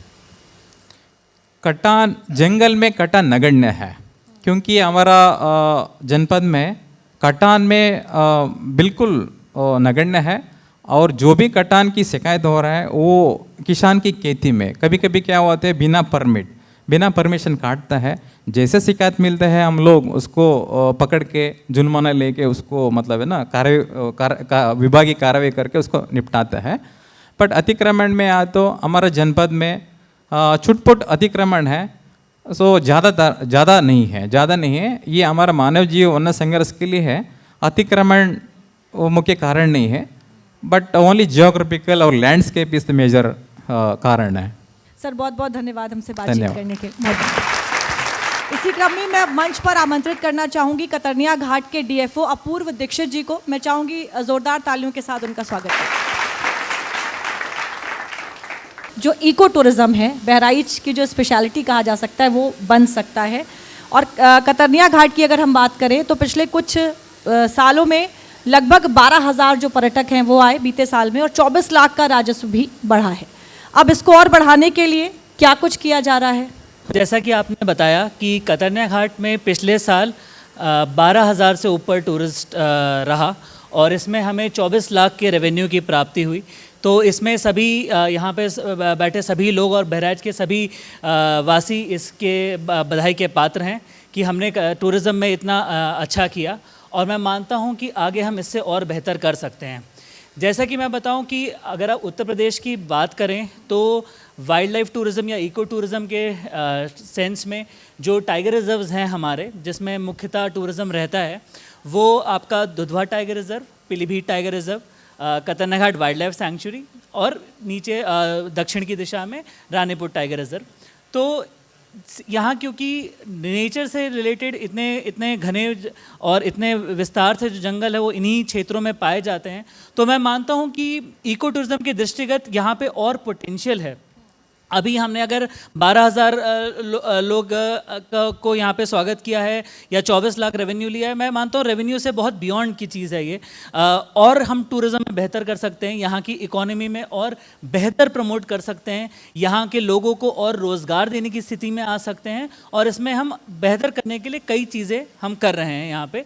जैसे मैं आप सभी को बताना चाहूँगा, तो इस बार हम लोग इको टूरिज़्म, जब ये सत्र अभी 30 जून को बंद हो गया है, अगला सत्र नवंबर में जब चालू होगा, तो उसमें हमारा प्रयास रहेगा कि हम जो टूरिस्ट आ रहे हैं हमारे, उनको और फैसिलिटीज़ दे सकें, उनके लिए और जंगल घूमना आसान कर सकें। जैसे कि अभी हमारे पास सफारी रहती है या बोट सफारी रहती है। मैं मानता हूँ कि अगर हम किसी गेस्ट को हम बुला रहे हैं तो क्या हम उसको ओवरऑल हम एक टूरिज़्म ट्रीटमेंट दे पाते हैं, क्या हम उनको ओवरऑल पूरे through out the day engage कर पाते हैं। एंड इसके अलावा जो और मेरे लिए ज़्यादा महत्वपूर्ण पार्ट है, क्या हम इस टूरिज़्म को लोकल्स के साथ जोड़ सकते हैं, क्योंकि कतनिया घाट जो जंगल है वो सिर्फ मेरा या हमारा जिम्मेदारी नहीं है, हम सभी बहराइच वासियों, इनफैक्ट ये उत्तर प्रदेश की एक नेचुरल धरोहर है।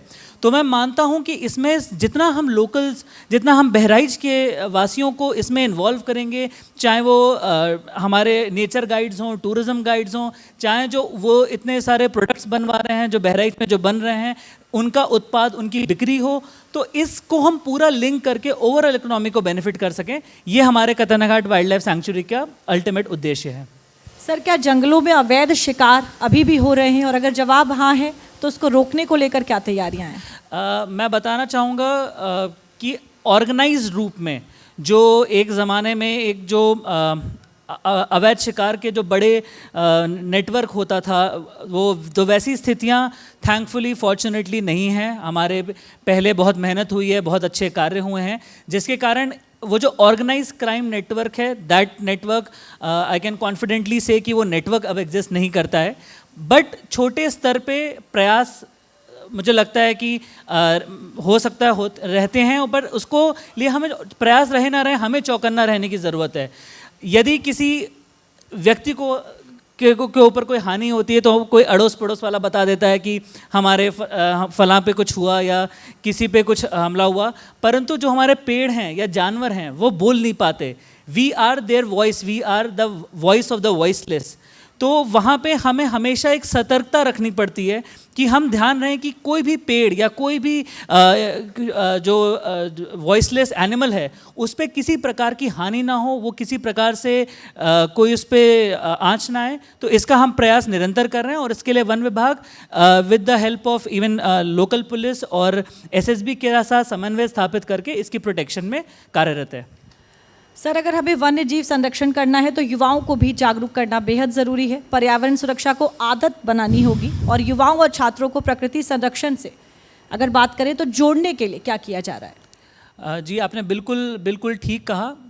आज की तारीख में जो हम प्रकृति को बचा रहे हैं वो हम अपने आगे वाली जनरेशन्स के लिए बचा रहे हैं। क्या जो पेड़ पौधे हमारे दादा परदादा ने देखे थे, क्या उसके समक्ष हम कितना देख रहे हैं, और क्या हम अपने बच्चों को, हम आने वाली पीढ़ियों को, क्या हम ये जंगल, क्या ये हम प्रकृति हम दे पाएंगे, नहीं पाएंगे? तो उसको हम प्रोटेक्ट करना चाहते हैं, और उसको प्रोटेक्ट करने के लिए सबसे इम्पॉर्टेंट है यूथ हमारा। चाहे वो जो छोटे बच्चे हों, चाहे वो जो 6 साल 10 साल 12 साल की उम्र के बच्चे हों, या इवन जो और यूथ जो आ जाता है, मैं बोलता हूँ 18 वर्ष से 30 वर्षीय जो युवा है, उसको भी इस प्रोटेक्शन में लेना बहुत, इस प्रोटेक्शन के उसमें शामिल करना बहुत ज़रूरी है।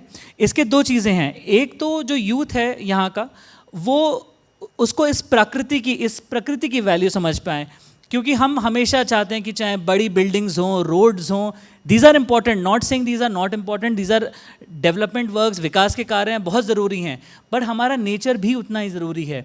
तो उस यूथ को हम इसमें शामिल करें और इसका भागीदार, इसका साथी बनाएं कि क्या हम उस यूथ को यहाँ पे एम्प्लॉय कर सकते हैं, क्या यूथ उस पर्यावरण को बचा के कुछ टैंजिबल गेन कर सकता है beside the intangible. Sir, monsoon के दौरान जंगलों में आग, बाढ़ या अन्य जो प्राकृतिक आपदाएं हैं, उन चुनौतियों से निपटने के लिए क्या तैयारियां हैं?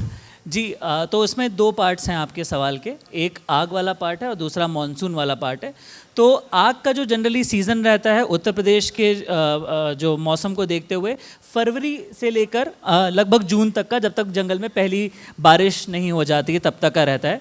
तो मैं इस बार आपको बताना चाहूँगा, इस बार आग की घटनाओं पे हमने बहुत ही प्रभावी नियंत्रण हासिल किया। ये बोथ टेक्नोलॉजी के आधार पे और इवन हमारे जो स्टाफ है उसकी मेहनत से हुआ है। बहुत सारी आग बहुत गर्म होने के कारण पत्ती के रगड़ने से हो जाती है, कुछ एक्सीडेंटल हो जाती है, परंतु मैं आपको बताना चाहूँगा इन 200 इंसिडेंट में एक भी हानि नहीं हुई। हमारे स्थानीय लोगों ने हमारा साथ दिया, हमारे जो फायर वॉचर्स जिसको बोलते हैं हम, उन्होंने हमारा साथ दिया, और FSI का एक सॉफ्टवेयर है जिससे हमें मैसेज मिल जाता है कि इस तुरंत अगर आग पकड़ता है कि जिससे हमें पता चल जाता है कि अब आग लग गई जंगल में। हमारा मैसेजिंग, हमारा नेटवर्क इतना स्ट्रॉन्ग है कि हम सही समय पे वहाँ पे पहुँच के आग पे नियंत्रण पा लेते हैं। तो आग के टर्म्स में तो हमने अच्छा किया है। जो स्टाफ है, हमारे सभी रेंज ऑफिसर्स, हमारा सारे फॉरेस्टर्स, फॉरेस्ट गार्ड, सब प्रोएक्टिवली वहाँ पे जाते हैं। हम लोग वहाँ पे मड़ैया बना के वहाँ पे रहते हैं, इवन ड्राई राशंस के साथ 8 आवर्स की शिफ्ट लगा के 24 आवर्स रिले पेट्रोलिंग करते हैं ताकि किसी प्रकार का कोई अनहोनी हो ना पाए। तो मानसून के लिए हम तैयार हैं, हम पूरा प्रयास करेंगे। जिस तरह से हमने आग पे नियंत्रण रखा, इसी प्रकार मानसून में अपने जंगलों में हम कोई भी आँच आने नहीं देंगे। सर, इस साल बहराइच के वन प्रभाग के लिए आपकी जो सबसे बड़ी प्राथमिकताएं हैं वो क्या हैं? बहराइच वन प्रभाग और इवन कतरना घाट वाइल्ड लाइफ सैंक्चुरी, इन सब के लिए मैं सबसे जो इम्पोर्टेंट मेरे लिए इस वक्त है ये मानव वन्यजीव संघर्ष की घटनाओं को न्यून करना। मैं मानता हूँ हमारा जिला अनफॉर्चुनेटली मानव वन्यजीव संघर्ष की बहुत सारी घटनाओं के से गुजरता है, लोगों को हानि होती है। मेरा प्राथमिक जो स्ट्रैटेजी रहेगी, वो जो प्रायोरिटी रहेगी वो रहेगी इस पे न्यूनतम इसको न्यून करना और इस पे नियंत्रण पाना। इसके लिए हम कई प्रकार के प्रयास कर रहे हैं। हम एक कंट्रोल सेंटर बना रहे हैं जो 24/7 प्रभावी होगा, और हम कोई भी घटना उसको हम प्रीएम्प्ट करने का प्रयास रहेगा कि यदि किसी, मान लीजिए बकरी पे कुछ हमला होता है या किसी प्रकार को कोई भी बाघ मित्र से कोई सूचना आती कि यहाँ पे तेंदुए का मूवमेंट देखा गया, यहाँ पे बाघ का मूवमेंट देखा गया, तो हम कितना क्विकली रिस्पॉन्ड कर सकते हैं। इसके लिए हमारी जो विभागीय रैपिड रिस्पॉन्स टीम और हम लोगों के बीच एक पीपल्स वॉलंटियर फोर्स, जिसको हम QRT के नाम से बनाना चाहते हैं, ताकि तुरंत एक त्वरित रिस्पॉन्स हो सके, गाँव के यूथ को इन्वॉल्व करके हम तुरंत रिस्पॉन्ड कर सकें और कोई भी घटना कि किसी की हानि ना हो, चाहे वो इंसान की हो चाहे वो जानवर की हो, किसी भी हानि ना हो, ये मेरा पहली प्रायोरिटी है। इसके अतिरिक्त अगर मेरा प्रयास रहेगा कि यहाँ के जो टूरिज़्म से यहाँ की इकोनॉमी को जितना अच्छे से लिंक कर सकें, क्या हम यहाँ के लोगों को रोज़गार दे सकें, क्या हम यहाँ पे जो लोकल प्रोडक्ट्स हैं उसको विश्व स्तर पे हम ले जा सकें, क्या हम एक ब्रांड कतरनिया कि जैसे हम हल्दी बहुत अच्छा प्रोड्यूस करते हैं, हम यहाँ पे जंगल का शहद, आज की तारीख में ऑर्गेनिक चीज़ों की इतनी वैल्यू है, क्या हम यहाँ पे जो शुद्ध हनी या शुद्ध हल्दी है उसको एक ब्रांड कतरनिया से हम उसको मार्केट कर सकते हैं, जहाँ से इसकी इकोनॉमी से जितना डीपली लिंक होगा उतना बहराइच की इकोनॉमी को भी बेहतर होगी, और मुझे लगता है पूरे वन्यजीव और वन्यजीव प्रभाग को इससे बहुत सफलता हासिल होगी। सर, जब हम आम नागरिकों की बात करते हैं तो वन्य जीव संरक्षण को लेकर उन्हें किस तरीके से जागरूक किया जा सकता है, क्या इसको लेकर भी यहाँ पर काम किया जा रहा है? डेफिनेटली, मतलब हमारा, मैं आपको बताऊं तो डेली के बेसिस पे हम लोग जागरूकता गोष्ठी करते हैं। उसका मुख्यतः कारण ये है कि मानव वन्यजीव की संघर्ष की घटनाओं में हमें हमेशा ऑन आवर टोज रहना पड़ता है। हमें बहुत सारी चीज़ें हम एज वन विभाग हम प्रयास करते हैं, बट हम लोगों से भी चाहते हैं कि वो भी अपने टोज पे रहे और हमें तुरंत अगर इन्फॉर्मेशन मिलते रहे तो हम बेटर रिस्पॉन्ड कर पाएंगे। तो जैसा आपने पूछा कि आम आदमी के लिए क्या हो सकता है, जैसे फॉरेस्ट के लिए सबसे इम्पोर्टेंट प्रोटेक्शन रहती है, तो आम आदमी हमारे जो लोकल हैं वही हमारे आइज़, वही हमारे ईयर्स हैं।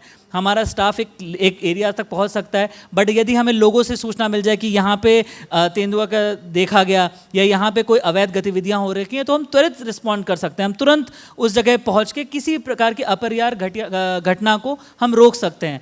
तो अगर यही छोटे छोटे प्रयास होंगे तो मैं मानता हूँ हम प्रकृति को और यहाँ के प्रदूषण को और पर्यावरण को सबको संरक्षित रख पाएंगे। सर, अगर बहराइच की बात करें तो यहाँ पर वन्य जीव संरक्षण को लेकर क्या टेक्नोलॉजी का भी इस्तेमाल किया जा रहा है, जिसमें ड्रोन, कैमरे, AI तमाम चीज़ें भी शामिल हैं? जी बिल्कुल। अब आज के इस टेक्नोलॉजी के जब हम AI के रेवोल्यूशन के थ्रू जा रहे हैं तो वन विभाग भी इससे अछूता नहीं रहा है। अब इसमें हम कई प्रकार से टेक्नोलॉजी का सहारा लेते हैं, जैसे कि ड्रोन टेक्नोलॉजी है। हमारे किसी भी कन्फ्लिक्ट में, जैसे कि बहराइच में जब भेड़िए के जो हमले हुए हैं कभी, तो उसमें जब भेड़िए को ट्रैक करना, हम थर्मल ड्रोन के माध्यम से उसको ट्रैक करते हैं। सिमिलरली जब कतरना घाट में कभी एलिफेंट मूवमेंट, एलिफेंट झुंड हो रहा है, तो हम थर्मल ड्रोन के माध्यम से पता लगाते हैं कि अच्छा एलिफेंट यहाँ मूव कर रहा है, कैसे हम उसको प्रीएम्प्ट कर सकते हैं। बहुत सारी चीज़ें हम शायद करते हैं, शायद लोगों तक नहीं पहुँचती, बट हम प्रयास रखते हैं कि वहाँ तक बात ही ना पहुँचे, हम उससे पहले प्रीएम्प्ट कर लें। तो ड्रोन से देखा कि हाँ हाथी यहाँ पे दिख रहे हैं, हम क्या कर सकते हैं कि उसको जंगल में रखें, जंगल से बाहर ना आए और मानव वन्यजीव संघर्ष की घटनाओं को न्यून कर सकें। इस तरीके से हम टेक्नोलॉजी का यूज़ कर रहे हैं। इवन इसके अलावा भी हम लगातार कैमरे की मदद से, हम इन सब की मदद से हम बहराइच के जो हमारा वन आवरण है इसको बचाने का पृथक प्रयास कर रहे हैं। हमारे ही जनपद में इतना सुंदर वनावरण है, इतनी सुंदर सैंक्चुरी है, जिसका अगर लुत्फ उठाएंगे तो ना सिर्फ जनपद वासियों को फ़ायदा होगा बल्कि पूरे प्रदेश में, पूरे देश में बहराइच का नाम प्रसिद्ध होगा। बिल्कुल सर, बहुत बहुत धन्यवाद तमाम जानकारी के लिए हमसे बातचीत। Thank you so much. नमस्कार। ट्रिलियन ट्रैकर में बहराइच की विकास यात्रा में बस यहीं तक। ट्रिलियन ट्रैकर के अगले एपिसोड में किसी नए ज़िले में आपसे फिर मुलाकात होगी।